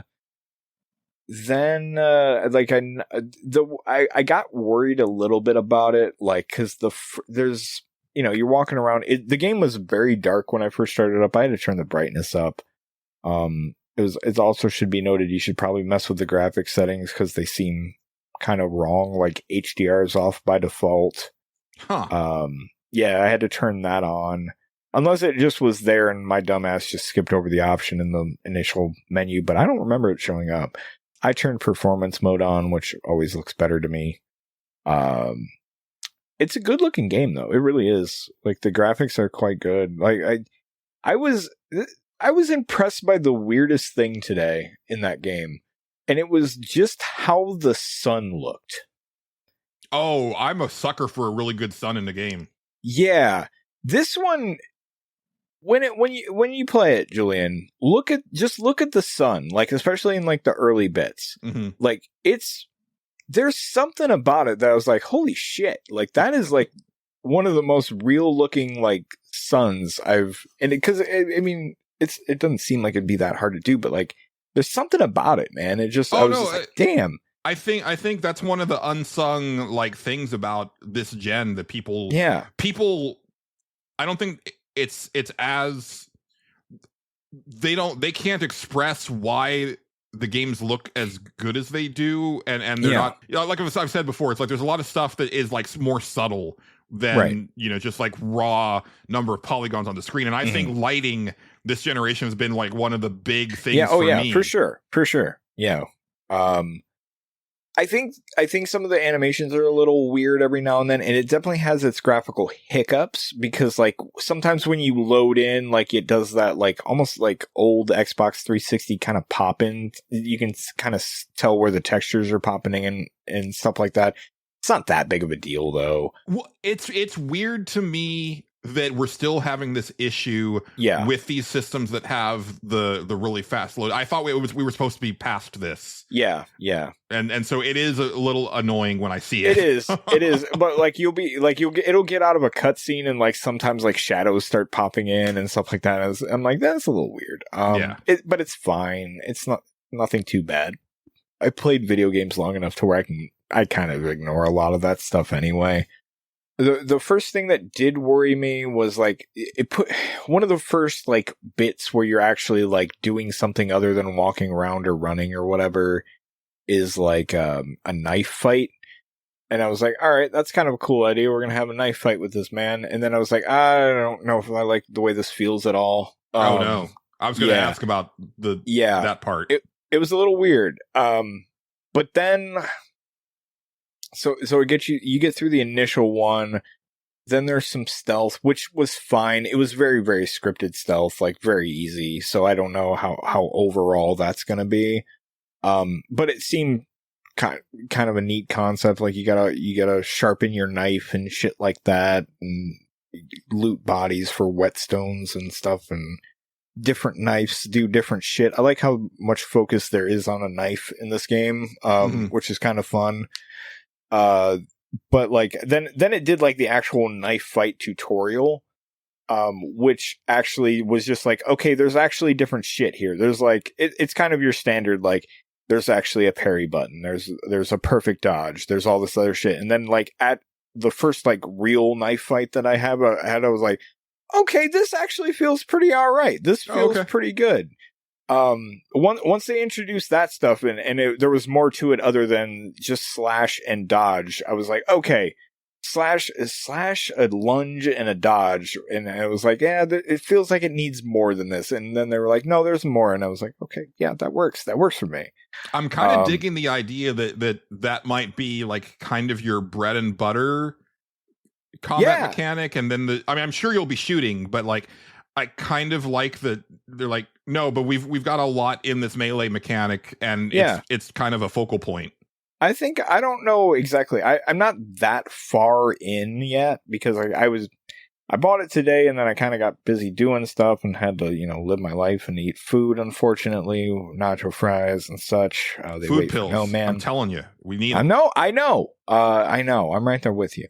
But unfortunately, until that day, we must, sometimes do stuff. So I don't know how. I'm not too far. I don't even think I'm out of the full intro yet. Right. But maybe I am.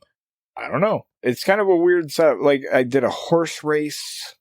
That was fine. Didn't feel like the greatest, but wasn't the worst thing I've ever played. That's kind of what I keep saying with this game. I was like, that didn't feel like the greatest thing ever, but it wasn't the worst either. And I have not touched a gun. I've seen guns. Haven't aimed one yet, so I don't know how that's going to be.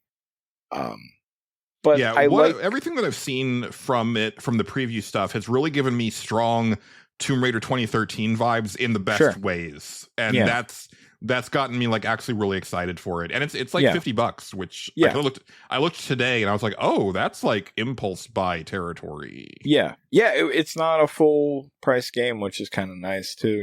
I was kind of surprised by that too. I expected it to be 70, but it's not. It's so it seems good. I may be saying all this and then next week I'll come on and be like, actually pretty terrible, fucking awful video game, fucking hate it.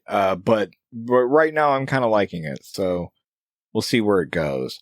Well, with you this year, it hasn't been so much of fucking terrible, I hate it, as much as I'm just not feeling it, and I don't think I'm going to keep going. That's a lot of video games for me this year. Nothing's really super caught me. I don't know what it is. Me either, but it's not because like it's more of just that like I don't know. I know a lot of it has been work. It's just like draining the will to want to do anything when I'm off. But also like I'm just not using my free time very well. And sometimes it does feel like the only thing that I'm doing is the podcast. Right. But it's like, but I'm running out of material for said podcast. It's kind of a problem. I know. I'm constantly having that battle with myself a little bit, but I'm getting there. I'm starting to get the balance back a little bit to where I'm actually like, okay, what if I did things this way and I can play this game like this? That might work. We'll see. But yeah, Mafia: The Old Country seems okay. I feel I definitely want to play some more of that as soon as I can. But I want to look up reviews. I kind of want to see where it's at. I'd be curious. Yeah. But my thing, like I said, I want to play through Ragebound. I want to play through Dead Take, and then I want to go back to Last I Saw You, right? Because that doesn't sound like it's very long either. And then I'm really kind of getting the mood to revisit old Majima in Hawaii. So I think that might be the next, like... That's been one I've been thinking about, too. Yeah. That's been one I've been thinking about, too. Not gonna lie. That might be fun. Yeah, I really need to feel that I'm, like, knocking some stuff off my list. Yeah, I agree. That's why I'm going back to 33 and all that stuff. Because I'm like, I gotta... I feel like I should try to get further than where I was, But yeah. That's pretty much all I've done this week. So, yeah. Well, I've got more, but do you mind if we take a break before I get to it? That sounds excellent. Let's do it. I need to have a talk with Spence. Oh, okay. So I'm going to go do that.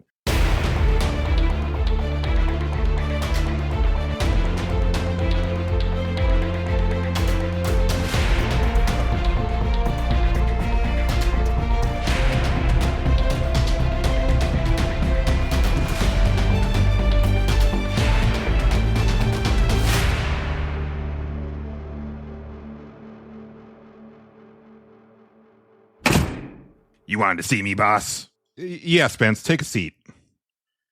Listen, when you pitched Big Dumb Quiz to me, I was all in.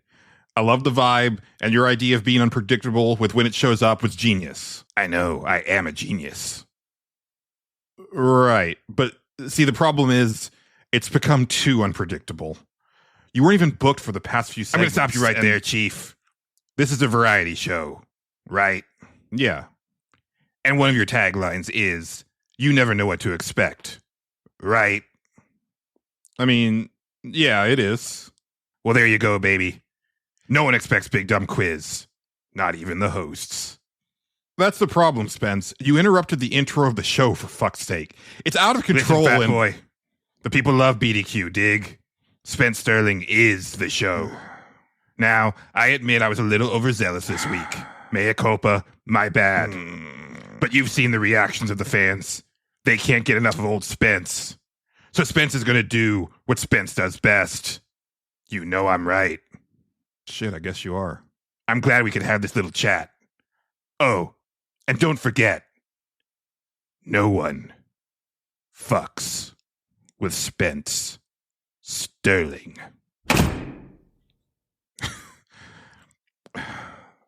What the fuck?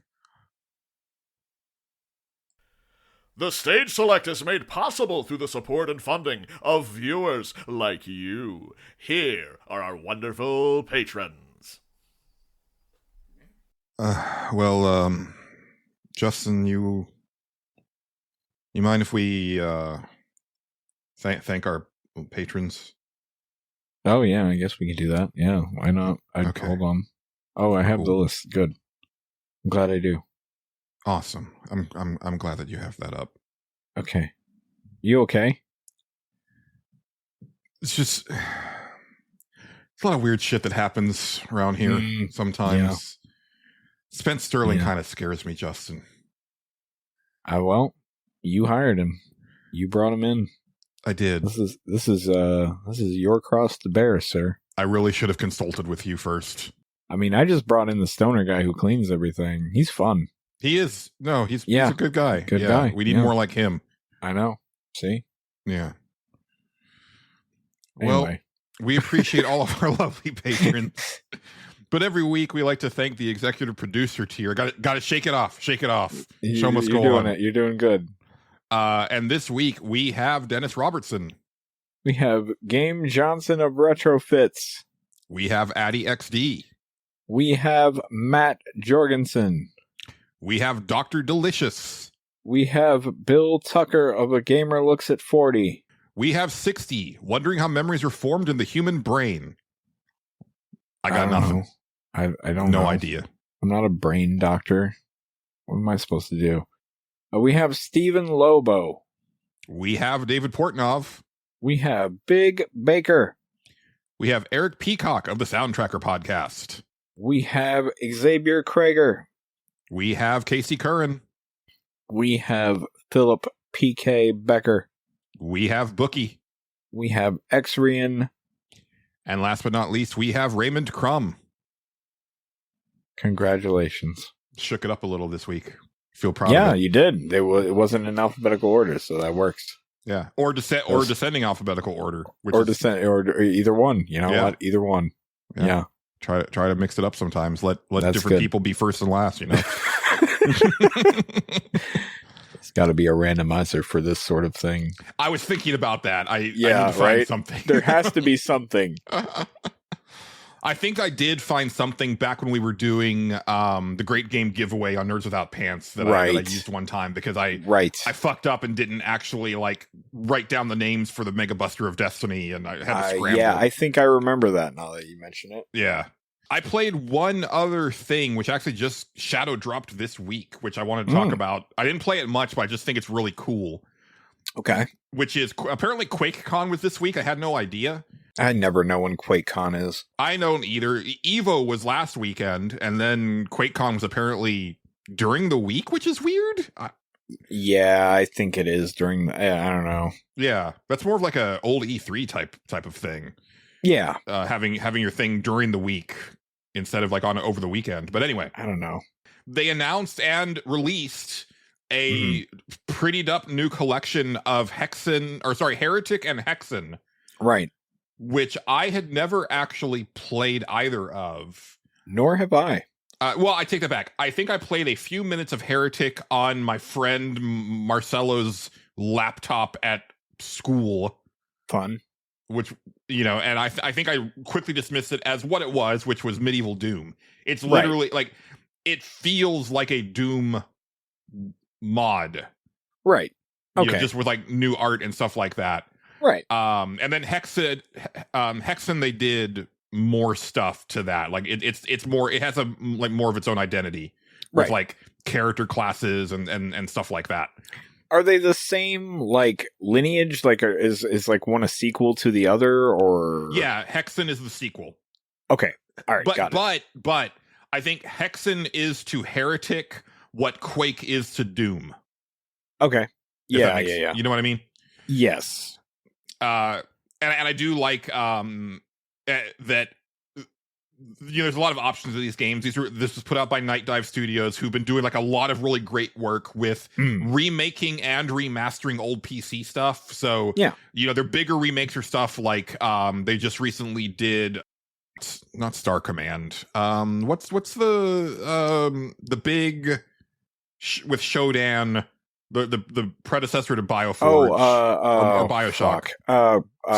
System Shock. Yeah, I knew I'd get there when I got to the shock. When you said BioShock, I was like, oh right, yeah, it has shock in the title. Yeah, so they remade System Shock, and that was like really well received. And then they did like a remaster of the thing, which I haven't picked up yet.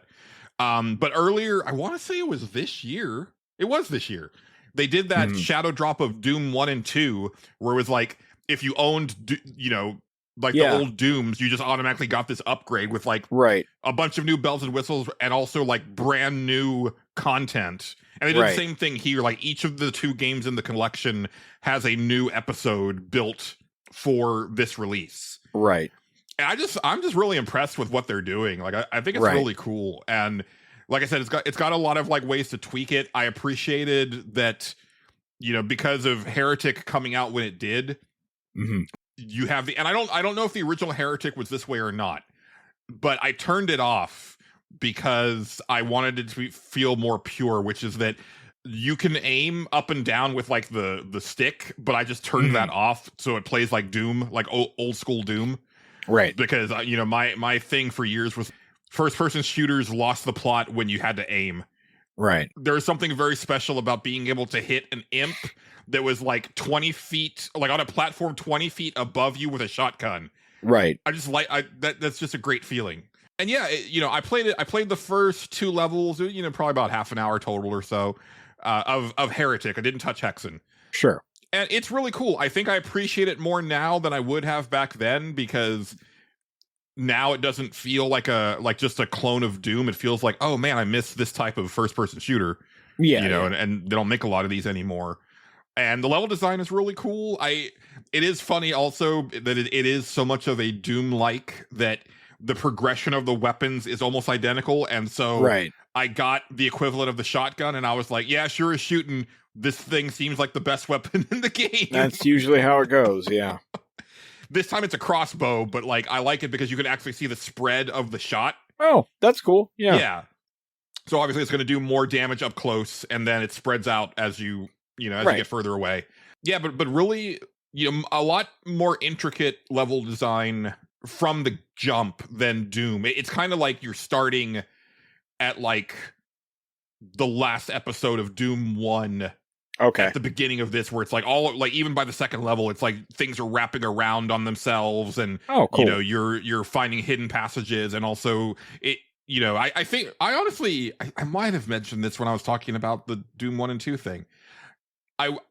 But I'll ask it again. I wonder if the people at FromSoft, especially the people who worked on the Souls games, I wonder if they were big Doom fans, because the way that like their dungeon design is laid out is so smart and feels a lot like Doom levels, where everything kind of folds back in on itself, and you feel like you've made a lot of forward progress, but then you hit a door and it's like, oh shit, I'm back out where I started, but I came from a different direction, and that you didn't realize that you were coming back around to that way, and it's once it links up, you're like, whoa, like I'm right back here, and that's where I needed to be because I got this key that I needed, and here's the door. Right. That type of stuff. Yeah. I really appreciate that in these older Doom type levels and stuff like that. Good level design. Yep. Yeah. So not much more to say about it than that. I think the remastered music is great. I like the lighting. That, you know, this is, like I said, this isn't a remake. This is them just kind of prettying the game up and making it playable and runnable on a modern system. And I don't think that you were actually really able to get Heretic and Hexen. Well, you definitely couldn't get them on console. And because I want to say that, like, I think Hexen is on 64. I don't remember if Heretic ever got a console release. Not that I remember.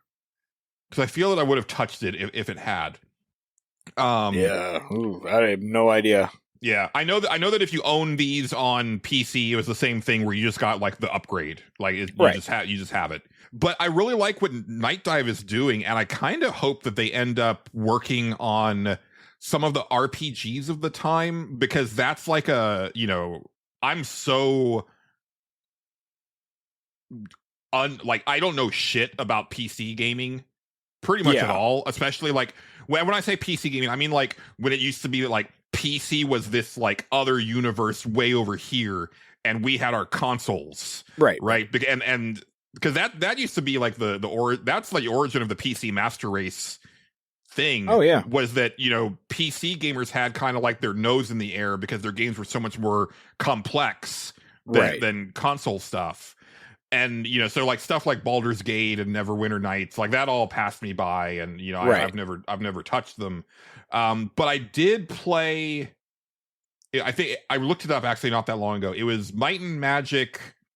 It was, there's two games that are based around the land of Xen, Zen. Okay.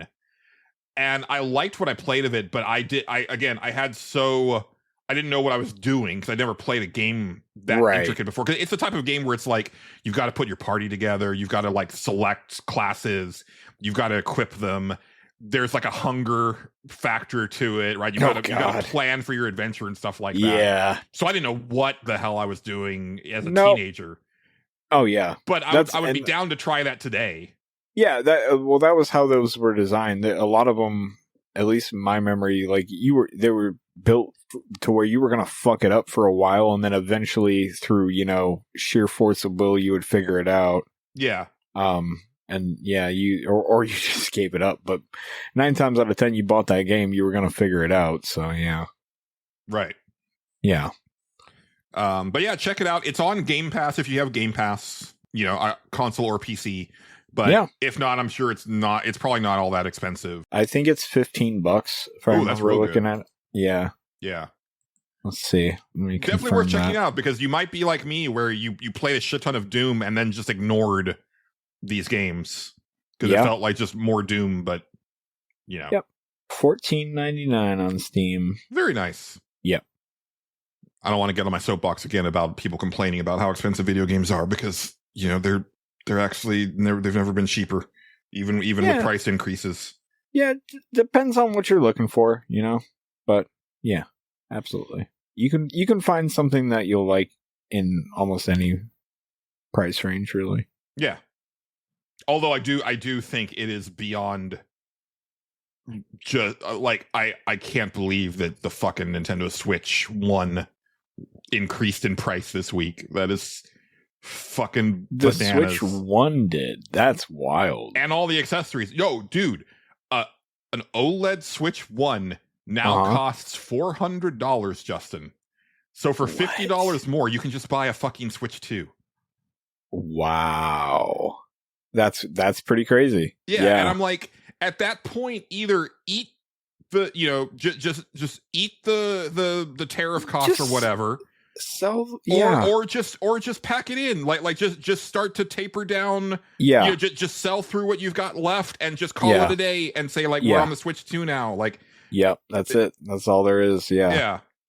Especially coming, because you know, and Nintendo will be like, oh well, you know, like we've got to manage these unprecedented times. It's like, well, yeah, but I also remember a time, and this was when Nintendo wasn't doing well. Right. That they came out and said, well, we can run in the red for 10 years without being in trouble.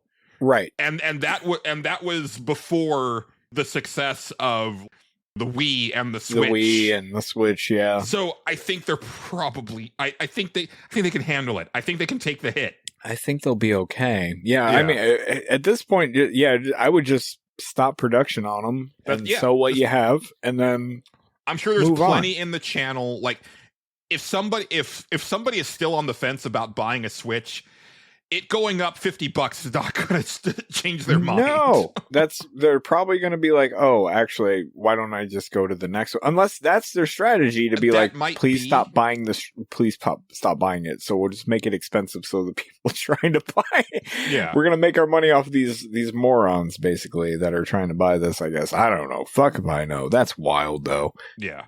But unsurprising at the same time somehow.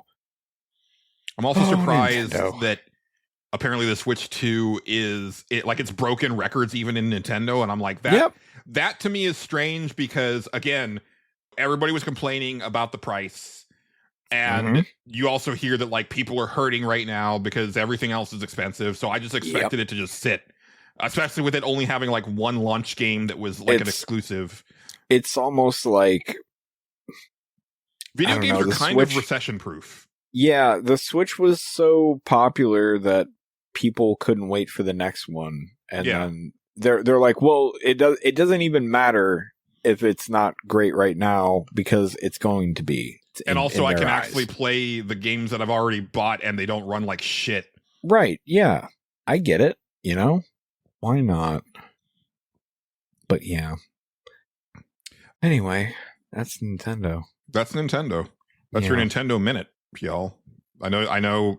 Everybody comes to the Stage Select for up We don't to have the minute Nintendo news. I don't have a sound effect for the Nintendo Minute. That's unfortunate. Yeah, No. we should get on that. Yeah, maybe.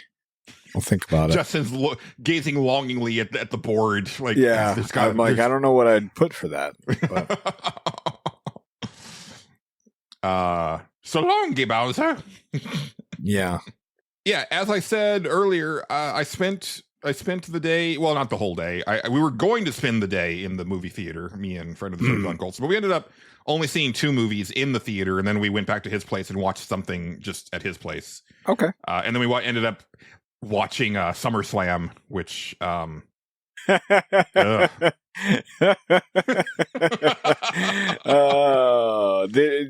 was it when the guy showed up, or was it that one? what guy? Brock Lesnar. Yeah, it was. Okay, all right, yeah. Which I was just curious. yeah, so I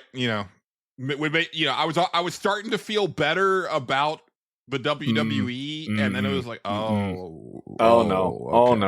no. Vince is gone, but the people that have it now, they I mean, it's the same people that own UFC, and UFC has Trump there all the time. So Yeah, we're they're down going with- after that audience. That's just what they do. Yeah. Yeah. Now, to be fair, like, I don't think that anything has been like officially pinned on Brock, but it's a all lot of allegedly. smoke around him. A lot of smoke. Yeah. Also, I couldn't believe that they already turned Cena back to face. Like it seemed like he would have had like all of.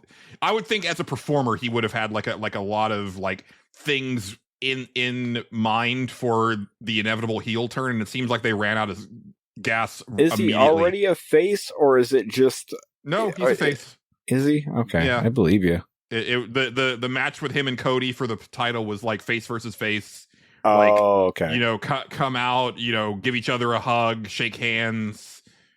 Let's have a good clean fight, even though it was like a no holds barred match. Okay, sure. And then at the end, it was like, hug it out, and Okay, yeah, and then man shows up. Okay, and the man shows up. yeah. Good. I was Good. like, oh, are we gonna? Because like the last time that I saw him and Cena in the ring together was a pay-per-view where it was around the Suplex City time, where it was like literally the whole match was just nothing but suplexes. Yeah.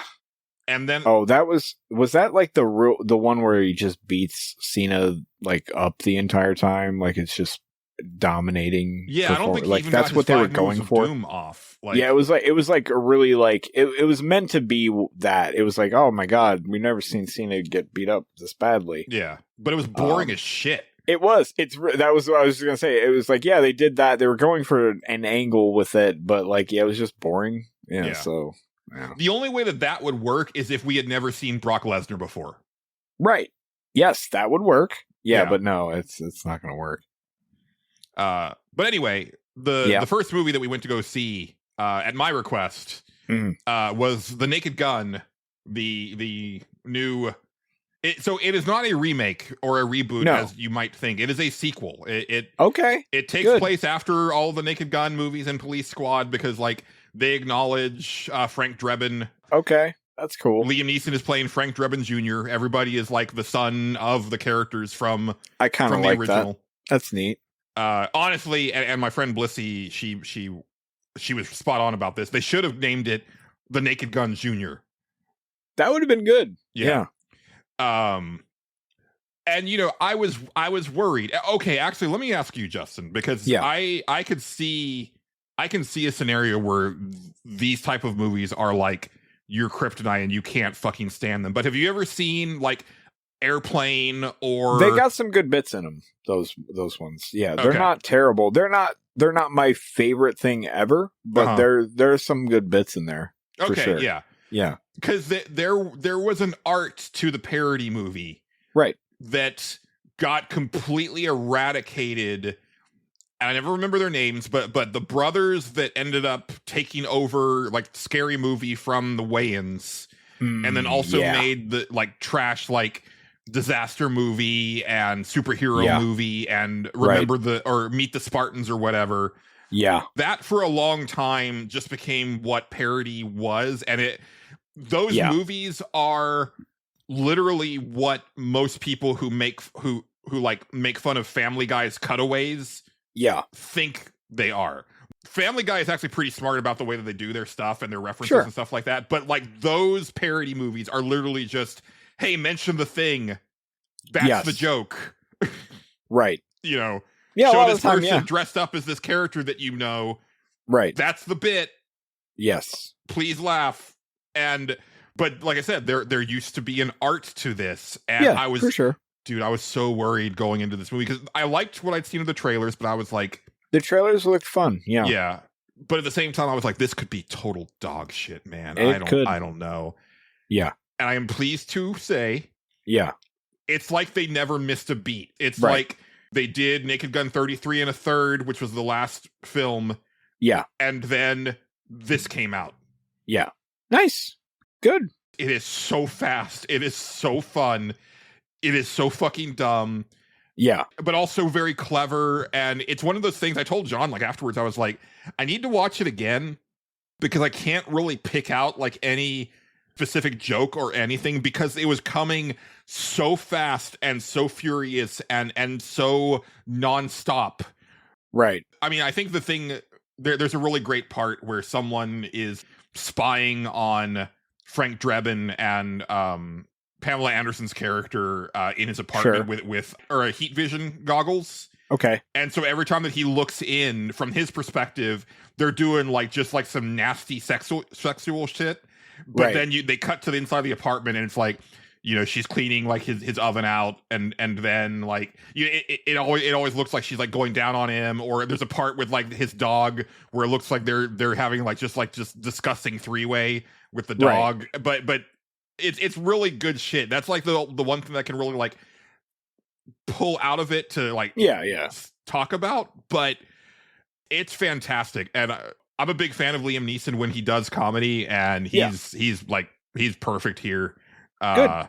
It's also extra sweet because apparently like he and Pamela Anderson are kind of like a thing now after this movie, which is kind of cute. Yeah, that's kind of neat. Yeah, it's really good. I want to see it again. And yeah, Cool. like I said, the guy who played Mole Man in Fantastic Four is Frank Drebin Jr.'s partner. Oh, got ya. Okay, that's fun. Why not? Yeah. Also worth staying through the credits. I will say that we almost didn't, and John was like, I don't trust the movie for it to be it. We got to stay, and I was like, okay. And then it was a good payoff. I'm glad that we stayed. Nice. And then right after that, like immediately, because we set it up just so, we watched the horror movie together, Yes. which stars How- Dave Franco and I guess his real life wife, Allison Brie. How is that one? Interesting. Okay. It kind of doesn't know what it wants to be. Interesting. I'll give the short Cliff Notes version, which is Yeah. they're a couple that's been dating for a very long time that lived in the big city. Okay. They move out to like I think 2 hours away into like a real secluded area, small town where because he's a musician that's not really has a lot of work. He doesn't have a lot of gigs. His Right. girlfriend is a teacher, and she got a really good gig at this school. So she's the breadwinner. So they go out that way, and they go on a hike, and they end up taking shelter in this cave with like this weird water. But they're thirsty. They're stuck there, and so he drinks the water, and then after that, it starts to cause them to basically. He starts to crave her in like if she gets too far away, it like fucks him up, and Right. it kind of becomes almost like a codependent thing. Like part of it is like a comment on like codependency in relationships. Sure. But also like if they have too much like physical contact, they will start to like stick together. Yeah. And stuff like that. And the first like 10 minutes of the movie, I was like, oh shit. This has got the sauce, because it takes a lot to get under my skin these days with a horror movie. Yes. And he has a nightmare at the beginning, and I was like, that got me. And then he has like another one later on, and I was like, that got me. I remember watching the preview and like slowly getting like more and more uncomfortable. I was like, I can't watch this movie. This is a lot. Like there was just certain bits about it where I was like, I'm very uncomfortable watching this.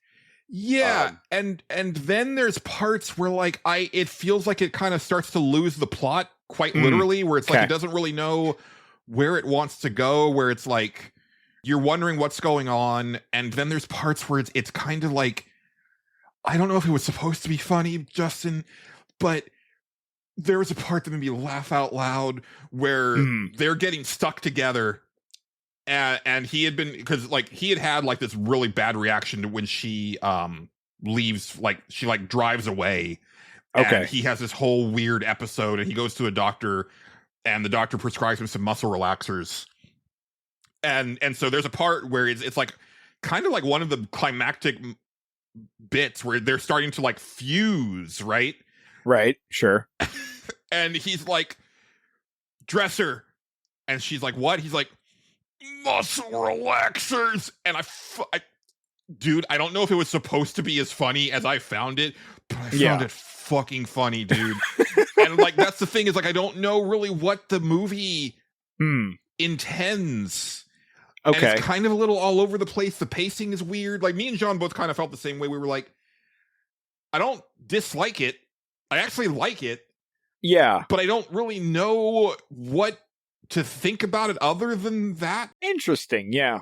And there's like towards the end, it's like, oh, you decided to go like all in on lore, where I was kind of content with like not really understanding what's going on, but you just kind of okay. You just want to. That's kind of weird. Yeah. Yeah, it's a really weird. That's movie. really weird. Yeah. Okay. It's not that I don't recommend it. I think it's an interesting movie. It's not going to be for everybody. And yeah, it's a little all over the place. It's definitely one that I would say absolutely wait for a streaming service or something like that. Like it's not a theatrical watch. You don't need to go to the theater to see it. No. I like Dave Franco a lot, though. I told John I was like, it's kind of funny that like James Franco got like super canceled, and like we just never saw him again. But it's okay because we had the backup. Yeah. Yeah, sure. Because Dave Franco's all over the place. I see him in all sorts of shit. Oh, there you go. And he looks and sounds enough like James Franco, where it's like, all right, yeah, we'll just go with that. We'll go with the Plan B, Franco. Right? Yeah, absolutely. Why not? That's what I got up to this week. That's pretty much it. Yeah. You look like you're queuing something up, Justin, dude. No, I wasn't. I'm sorry. Oh, okay. All right. I accidentally turned my phone on somehow, and I don't know how I did it. Nope, nothing that interesting. Sorry. No, okay.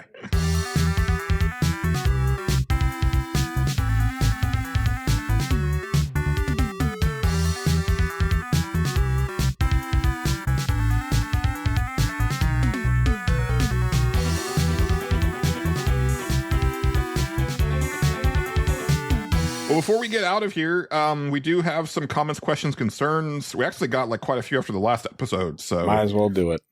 we will. They're all going to be mad at my brownie takes, and that's fine. I think a lot of that discussion ended up just going in like the regular episode thread, so I think you're good. Good. 60x Self asks, which is more frustrating when you're stuck on a level in a game? 1, you know exactly what you need to do, but you're unable to execute, or A, you cannot even begin to figure out what you're expected to do.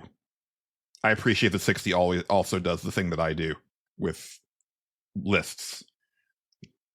What's that? It was number 1. You know exactly what you need to do, and A, you cannot even begin to figure out. I like to do that too. Good. I would pick option A easily.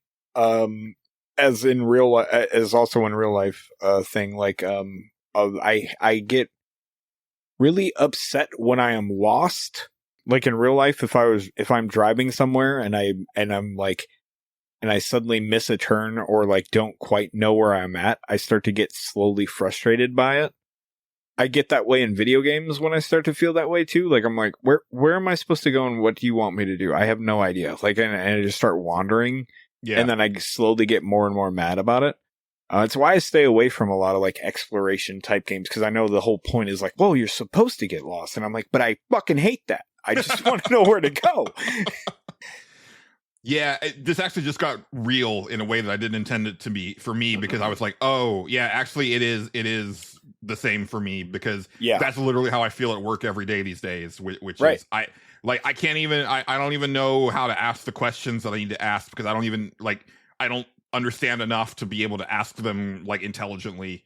Sure. And I do feel that way in games also, because like if I'm unable to execute, it's going to be one of two scenarios. Eventually I'm going to learn it well enough to be able to execute. Yeah.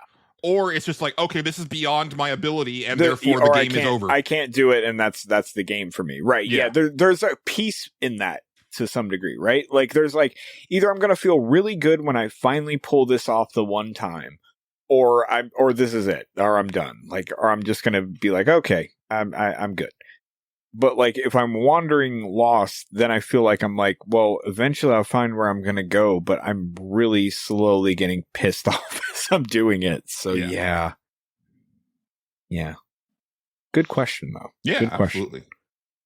Next up from Dennis75, he says, using the protagonists and antagonists from the pool of Suffer Select games so far, make a fighting game roster. Include basic theme for the game and character powers. Example, Sub-Zero equals shoots ice blasts. At least 6 fighters. Dennis, you're asking too much there, bud. This is a lot. That's a lot. We'll give you like, 1 or 2 each. It's probably about the best that we can do. One. Okay, yeah, one antagonist and stuff. Hold on. I need to bring up the Pantheon first. That's what I was doing. Yeah. Oh, but that's not going to have all of them. Oh, but doesn't have all of them. If you bring up the suggestions, okay, doc, that has everything that we've done. Oh, okay. The ones that are crossed out are the ones that we've done. Yes. Oh man, let's see. I think easily included as a protagonist is Zach from Siberia. He'd be good. I'd be into him. And then as an antagonist, that's a little tougher. Haven't played Quantum Error yet. No, I haven't either yet. Yeah. We've still got quite a bit of time, actually. Yeah, for sure. Oh man, that's tough. I would say the giraffe from Uriel's Chasm, or whatever the fuck that thing is that you fight at the end of Uriel's Chasm. Yeah. Yeah. Oh man, that was rough. Mm-hmm. Yeah. Yeah. So I think for protagonist, I would actually pick the character from BioForge. I was just thinking that. Yeah. Yeah. And antagonist, I'm actually going to go old school, like Sega Fighters Mega Mix. Sure. And pick the bus from Desert Bus. Yeah, why not? Yeah. Yeah. If you can have the Daytona USA car, as a fighter, then you can have Right. the Bus from Desert Bus. God damn it. You absolutely can. They should just make Guilty Force a fighting game. That'd be the worst fighting game you can ever imagine. Be perfect. Yes. I don't even remember like what the characters look like in Guilty Force, so that wasn't an Doesn't option. matter. Just do it anyway. It's fine. Xrian asks, is there any collaboration that would draw you to play Fortnite for at least a few weeks? What's the minimum it would take? Just character skins or something more in-depth? The answer is no. Thank you. It already happened for me. Yeah. When they did the Transformers thing, I Yeah. downloaded it and I tried it, Right. and I couldn't fucking figure out what to do. Yeah. That is one of the few times when I started a game where I was like, oh, I am the old, because Yeah. I could not parse the menus. There's so much shit Right. I believe it. in the menu of Fortnite, and there's no on-ramp. There's no hey, you're new here, this is what you should do type of thing. No. And Why would there be? Yeah, and I was like, I don't. Nobody's new there. No one's Julian. new. Yeah, that's the thing, and they're not interested in getting new people. They Yeah, just want to no. retain as many people Yeah. as they can. They have enough. Yeah, Yeah. exactly. All they got to do is retain you or get you back. And once if you're coming back, you know what's going on Yeah. for the most part, or you can figure it out. Now, having said yeah. that, if there's a HoloLive collab, I'm probably going to take another stab at it. Sure, I Um, could see it. I could see it. And I will say that, like, it feels really good. It controls Yeah. really well, and the shooting yeah. is nice. I'm sure. Yeah, I'm sure it is. I just couldn't figure out how to like Right. actually how to play it. Like, I was in like some sort of, I think, bot game with a bunch of like objectives, but I didn't Yeah. know it's just a lot. And Yeah. I wish that there was just like a nice, like, if you've never played Fortnite before, this is where you start. These are the modes that Yeah. you should play. Here's how to play it. Yeah, the only way Fortnite could get like me interested is if I could make my own character in it. That would be fun to me. But like, I've never been interested in like playing as another character in some or a character that I like even in another game. Like, that doesn't really do much for me. Like, unless it's That's like really a interesting fighting to me. game thing. Yeah. Like if you put like a fighting game guest character, I'm like, oh yeah, that's fun. That's cool. I'll check that out. I did find it weird that like you can't like create your like default character. Yeah, no. Yeah. Yeah. They're just like a generic character, and then, eventually you'll Right. get like cool skins for them. Because the thing that would have got me already happened. They put Chun-Li in the game. True. And I was like, yeah, I just don't care. Like, I looked at it, I was like, that's cool. I don't care. Like, I really don't care. It's the same. Like, they can put 2B in as many things as they want. I don't care. Like, I'm just not, like, I don't have that desire to like play as another character in a game a lot of the time. Like, it just doesn't do much for me. Like, you can, like, I want the character that is specifically for that game or something that I made or whatever. Like, I'm not guest characters in certain things. Like I said, other than fighting games, which I find interesting how they integrate that stuff. That's usually fun to me. But otherwise, and I'm sure there's like other cases that like it could be cool, but like Fortnite is Fortnite. You're playing Fortnite and you're playing by its rules. Like the guest characters aren't doing anything unique. Like, you're not doing 100, you're not doing fucking Kikoshins with fucking Chun-Li in that game or anything like that. Sometimes you are, but I Yeah, think it's only sometimes. tied to special events, because I think Yes. I think when they did like the Dragon Ball Z event, Yes, you could I do the remember that. Kamehameha, Right. but then Goku can't do it just in a regular Fortnite match, which I think is Right. That's what I mean. If it that makes the event cool, right? But like, Right, but I want that all the it doesn't make the character special. Yeah. Which is kind of the thing. Like, if you could just like, hey, if you play as Goku, his thing is he just launches the Kamehameha whenever. That's awesome. Fucking great. Like, that'd be really cool. That'd be interesting, and integrate all that shit in there. Then it's like truly this like massive weird versus game. That I could maybe see getting into. But Fortnite's Fortnite. You're going to pick up a fucking gun as Ryu and you're going to shoot. That's what you're going to do. And that's doesn't really call to me, and it never has. Fortnite is the closest thing to the Oasis from Sure, Ready Player One that we One. have so far, but it's not quite there, because like because Optimus, when they put him in, it's like, well, he's just a human-sized character. And it's like, no, Yeah. I want to be full-size Optimus, and you just deal. Yeah. Like just Yeah. you can that'd still be fun. kill him. You just gotta bring more firepower or whatever. Right. Like just and my thing is, but the thing for me is that like I'm a huge target, so Right. you know what I mean? Like just Exactly. yeah. It's his advantage and disadvantage. That would be fun. That would be cool. You can turn into a truck sometimes. You got to deal with that too. It's a whole thing. You never know what's going to happen.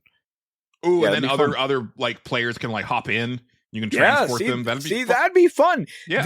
That's an interesting video game. But like, the Fortnite is like, everybody has a gun. You just shoot each other. It does. It is really weird when I see like footage of like Spider-Man with like a machine gun. Right.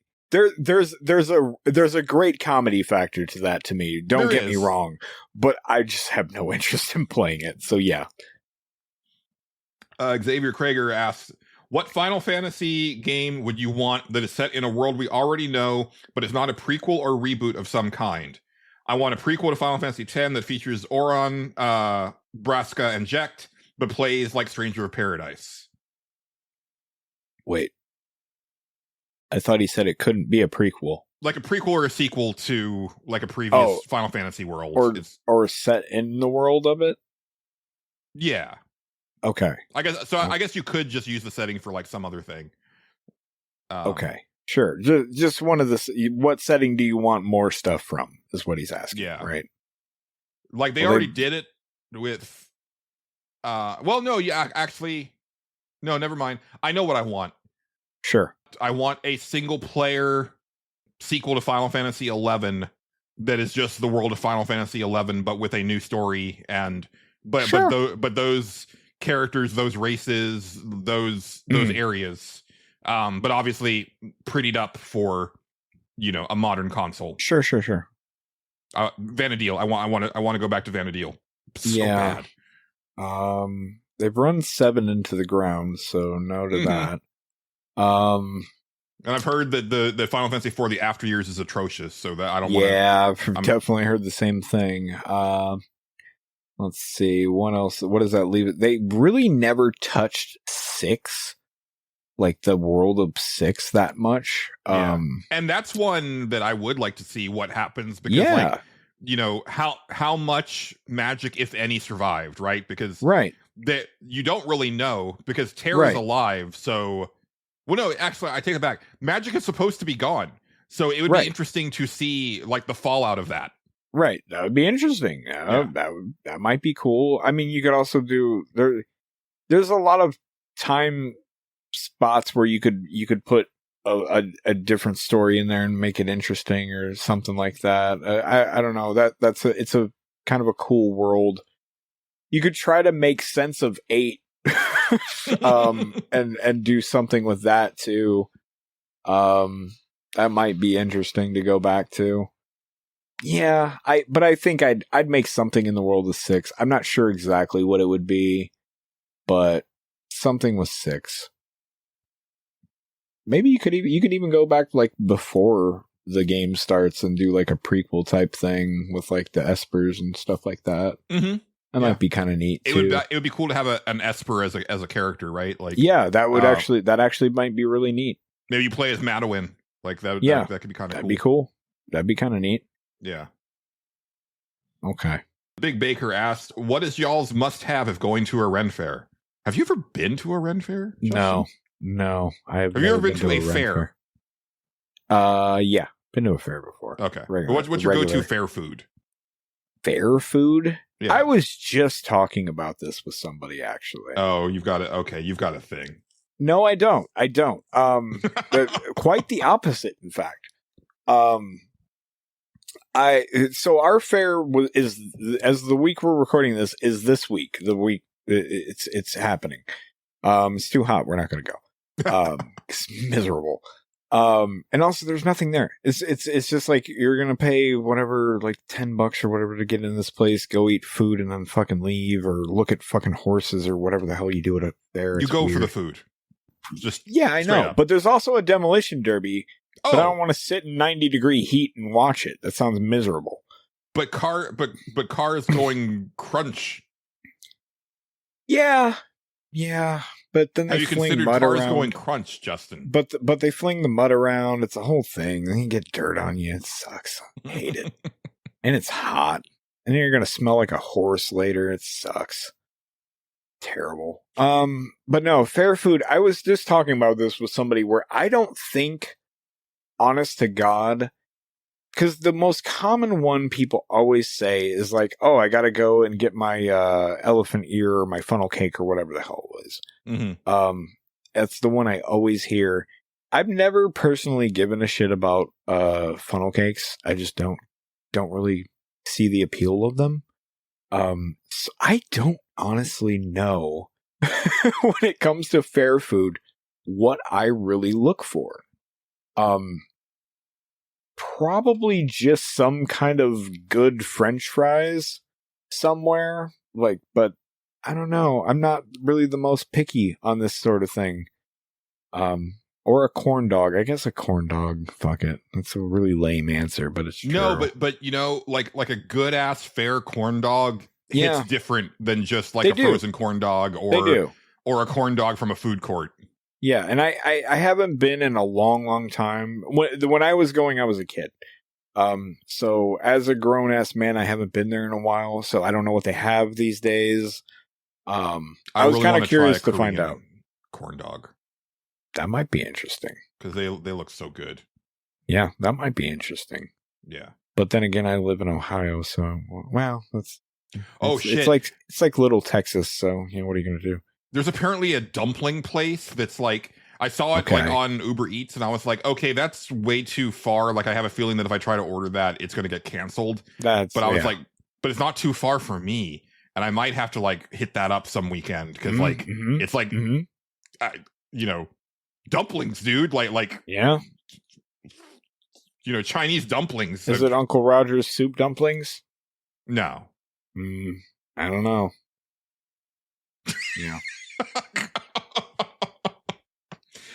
So when I go to Ren Fair, and it's been a very long time, I have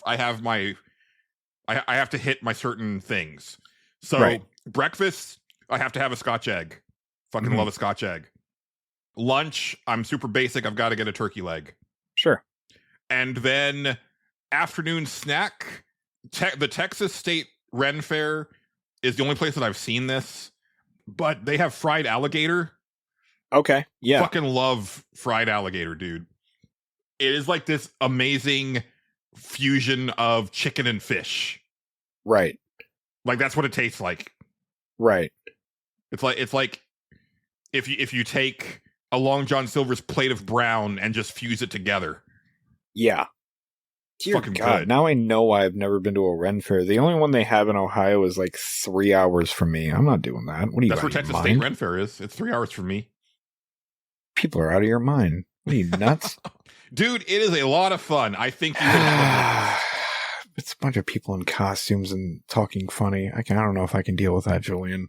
It's a lot of costumes. It's too many costumes. Too many. But then invariably you're going to have like the people who are dressed up like a Star Trek away party investigating like the you know, primitive planet. This is too much. I feel like I might die just listening to that suggestion. Oh, I forgot your thing with cosplay. I hate it. I'm like, God, it's so weird. But like when you come across like the actors who work for the Ren Fair where they're in character the whole time, even when no one's looking, it's great. I mean, that's great. I'm happy they're having a good time. I don't know. I don't know. I'm happy everyone's having fun. I think I will just not drive 3 hours for that. Fair enough. Yeah. I have a feeling if someone wants to go bad enough, though, you will. It's possible. I don't know, man. I bet I could talk him out of it. That might be one where I'm like, I'll talk him out of it. It'll be all right. Let's move this over. Next up from Xavier, he asks, I'm almost positive that this bed we made is not about making the bed, but a random tangent / question. Do any of y'all vacuum the bed between changing sheets? Because I saw that this was a thing that people do that, and I did it this past weekend, and it horrified me just how much we got off the bed. Bold of you to assume that I changed my sheets, Xavier. Yeah. No, I've never seen anybody vacuum the bed. I didn't even know that was the thing. I haven't That's kind of changed wild. my bedding in a year. Yeah. Now, and I do have more sheets, but a big thing for me growing up is that we didn't really have, like, we had like our sheets, and Yeah. so that we didn't change them, and then every once, so what would happen, I think, is that like then they got like kind of ratty enough to where then we just get new ones, and Yeah. so those would That's be how that replaced. And then I think at a certain point we did have like a backup set to where then like every now and again, like I would like come home from school and like my mom had like switched out like my bed sheets, Sure. and I'd be like, oh, Yeah. thank you. Yeah. You're like weekly, and I'm Yeah. like, what?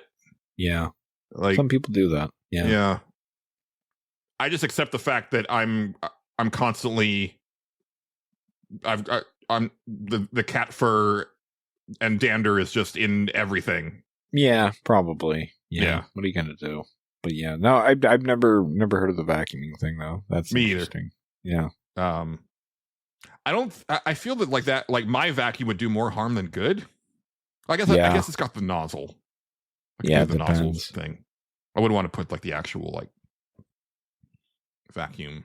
I don't know. Yeah. It's weird because a lot of people use like the mattress toppers and shit like that too. What are you supposed to do with that? You know, do you vacuum that? 'Cause some of them are like memory foam and shit.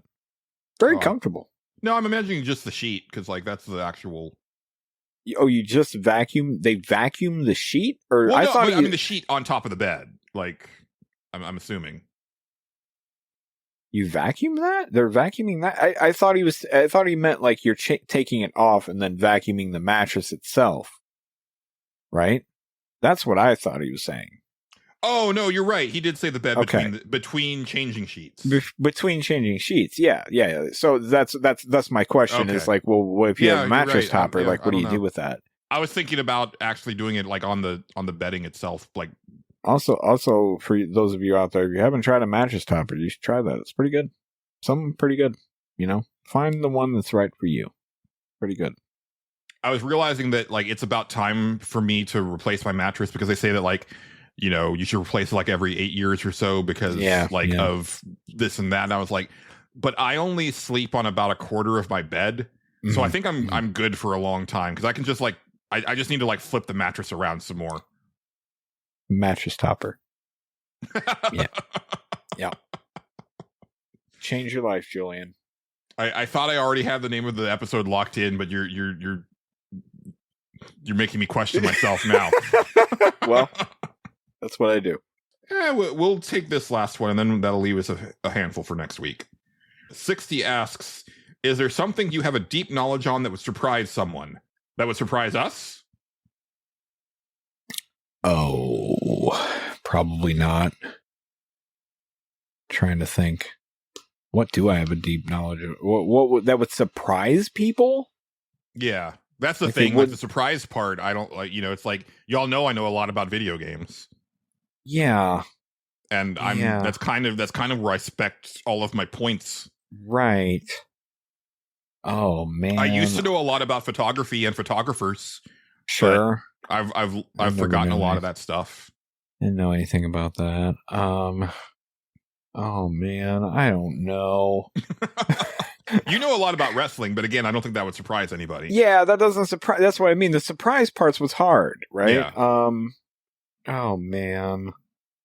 Yeah, I don't think I mean, I know a lot about the fast food chain of Wendy's because I worked there for a while. I know how donuts are made.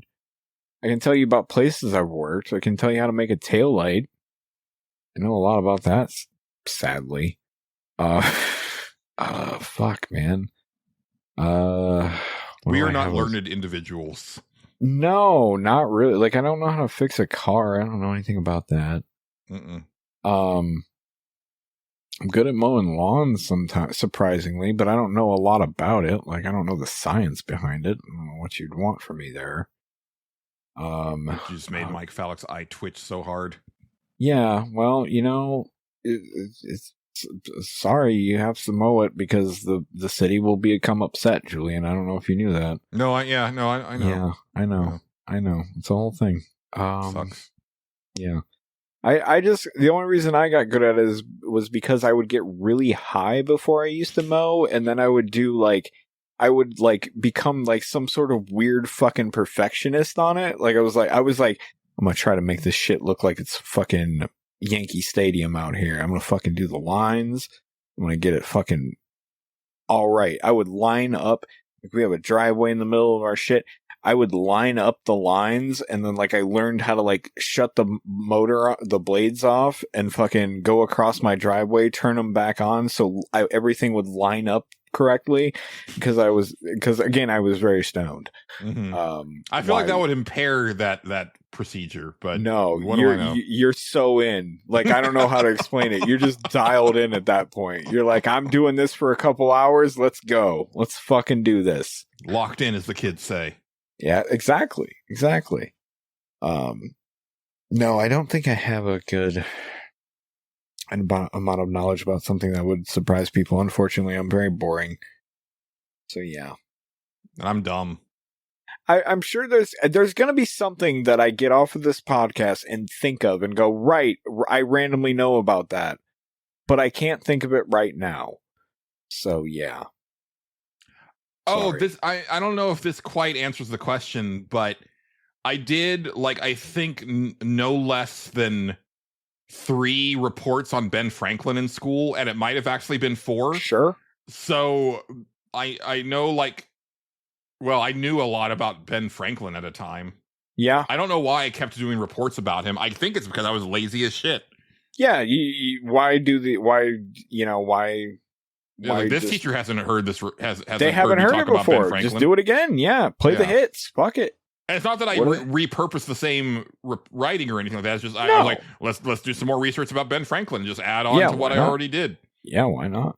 Fuck it. Because they get more complex as you go up in grade. Oh, absolutely, Yeah. Of course, now I'm starting to think that like a lot of the stuff that I read was probably just bullshit. Yeah. It's founding father and all, like. Oh yeah, entirely possible. Let's hear it for propaganda. Yeah. Anyway, I think that's a show, Justin. That's a show, Julian. We did it. We made it. Made it all the way through. Yeah.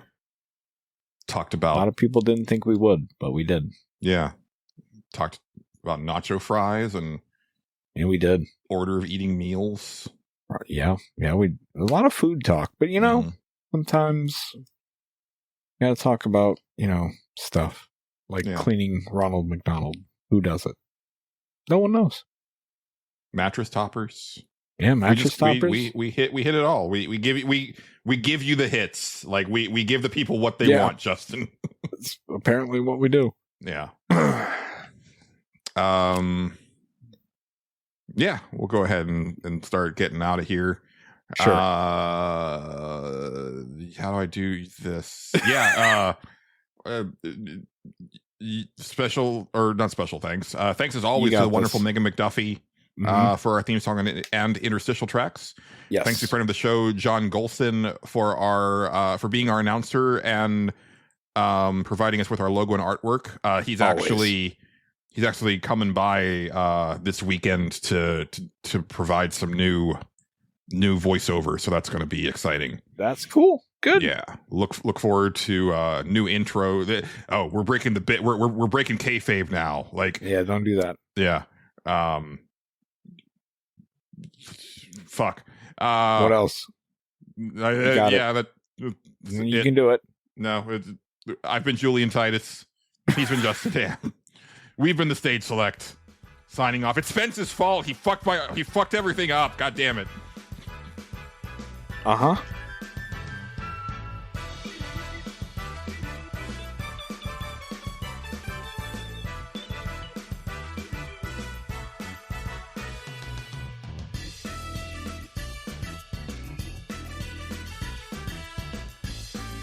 The Stage Select is copyrighted and owned by Space Monkey Mafia Productions, specializing in independent podcasting. Please consider sharing the show with your friends and support us by joining our Patreon or donating to our coffee.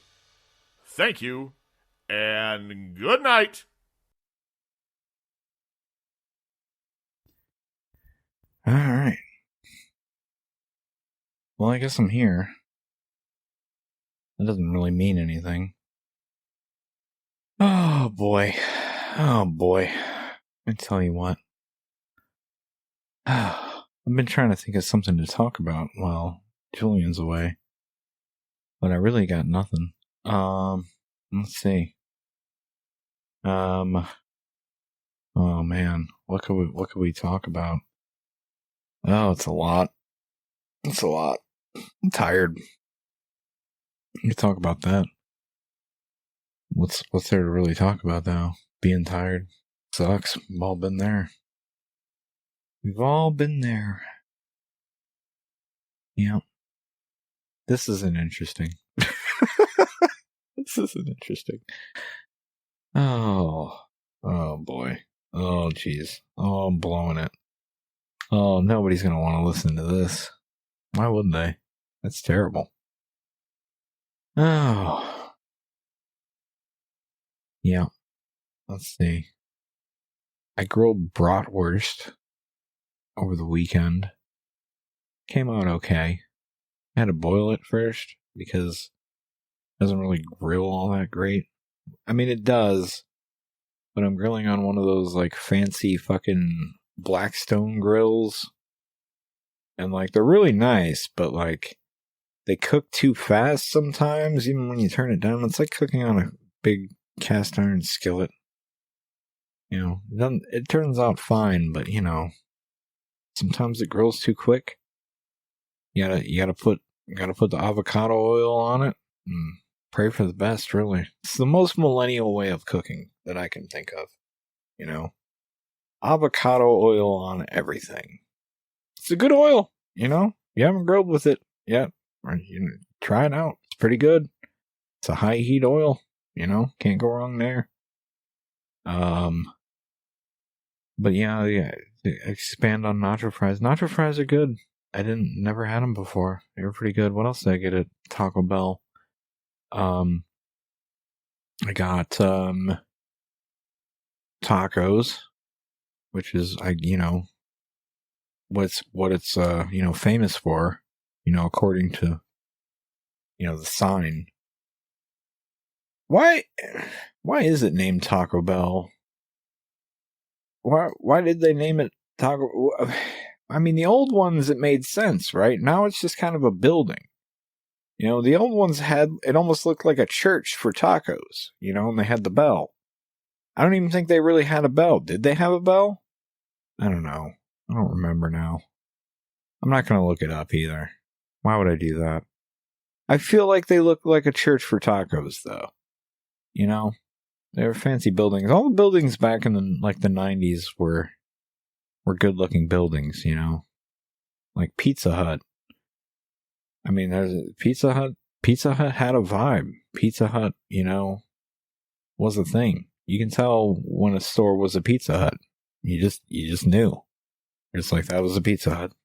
That was it. Not a lot of, now they're just like in a strip mall with a sign. It's kind of depressing, we got rid of all the attitude. It's sad.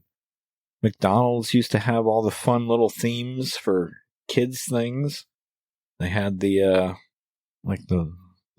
used to have Ronald, most of them always had Ronald McDonald just sitting on a bench. They should bring that back.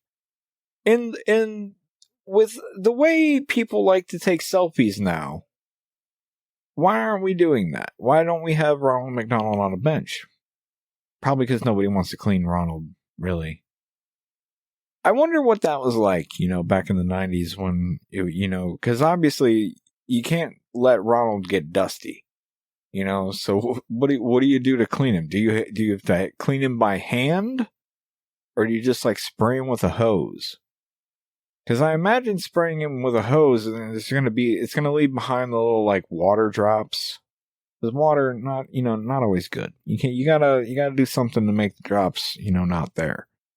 So, you probably gotta hand clean Ronald McDonald. Nobody wants to do that. Eventually, you gotta touch things on Ronald you don't want to touch. Like his weird cheeks. Nobody wants to touch his cheeks. It's weird. It's the whole thing. Then the paint starts to fade. Somebody's got to paint Ronald. It's a whole problem. You don't want to do that. But they should bring it back. Get a self-cleaning Ronald. That's what I say. Or find a good Ronald McDonald cleaner. They should just have... McDonald's should bring it back, make it mandatory for all their restaurants, right? You must have Ronald McDonald on a bench out in front of the restaurant. But, then you got, just one guy who travels the nation just cleaning Ronald McDonald. That's what he does. And we have him... Oh, this is a good idea. So then we have him, do a vlog of, today I'm in, the Ashfield, Kentucky McDonald's, and I'm going to clean Ronald McDonald here. This Ronald McDonald's dirty. He's got got a little wasp nest in his armpit. That's a problem, Got to clean it out. He gets his little, he gets his anti-Ronald McDonald wasp spray. He's got certain sprays for certain problems, that Ronald McDonald might have. He's got all the paint just in case you need it, He's gonna spruce up your Ronald. He's gonna visit every McDonald's. He probably would visit over the course of a day, an 8-hour day, let's say. He could probably hit 5 to 7 McDonald's. Even probably at least 5, right? Depends on the amount of cleaning you have to do on Ronald on a bench. You probably have to clean the bench too. But then again, people can clean the bench. You can the store, that's on the store at that point. They can't take care of a bench. What's the kitchen look like? What are we doing? But yeah, we should bring back Ronald McDonald. I don't know. He was creepy. We do have the Ronald McDonald house, right? He was a weird clown. Why was he a weird clown? McDonald's had weird lore, man. For the kids stuff. Maybe not quite as weird. I'm trying to think of which fast food kids clan or crew had the weirdest lore. McDonald's was up there. They had a guy who stole hamburgers. They had Grimace, which nobody knows what the fuck Grimace was about. Stop acting like you do. He was just a big purple blob man. I don't know what was he supposed to be a grape soda? I don't know. Nobody knows. They don't know. They were just I don't know. He's purple and he's blobby. I don't know, man. Fucking, he's sad about shit. Or he's upset? Is he upset? I don't really know. His name is Grimace. Does that mean he's gross? You don't want a grimace when you go to McDonald's. That sounds awful. But yet they marketed him look, Grimace is a good guy. He's a great dude. Look at him. It's a terrible name, though, because it's unhappy. You don't want to... that's probably why the guy wrote a Grimace, huh? Anyway, a hamburger, he was just stealing shit. He's just a thief. And he clearly just escaped from prison, because he still has the stripes on. He's gonna steal some hamburgers. You're not gonna stop him. Stop acting like you are. So, there's that. And then, okay, so there's Ronald. Was there anybody else? There were other people, and now I want to almost look it up. But the other one, Burger King, not to be outdone, had the Burger King Kids Club. This is the Kids Club? This is the Kids Club. They had some nice guys in it, and a couple girls. There was at least 2. I might be exaggerating. There might have been only 1. Every group needs one girl, because that's real. sadly. At least in the 90s it was.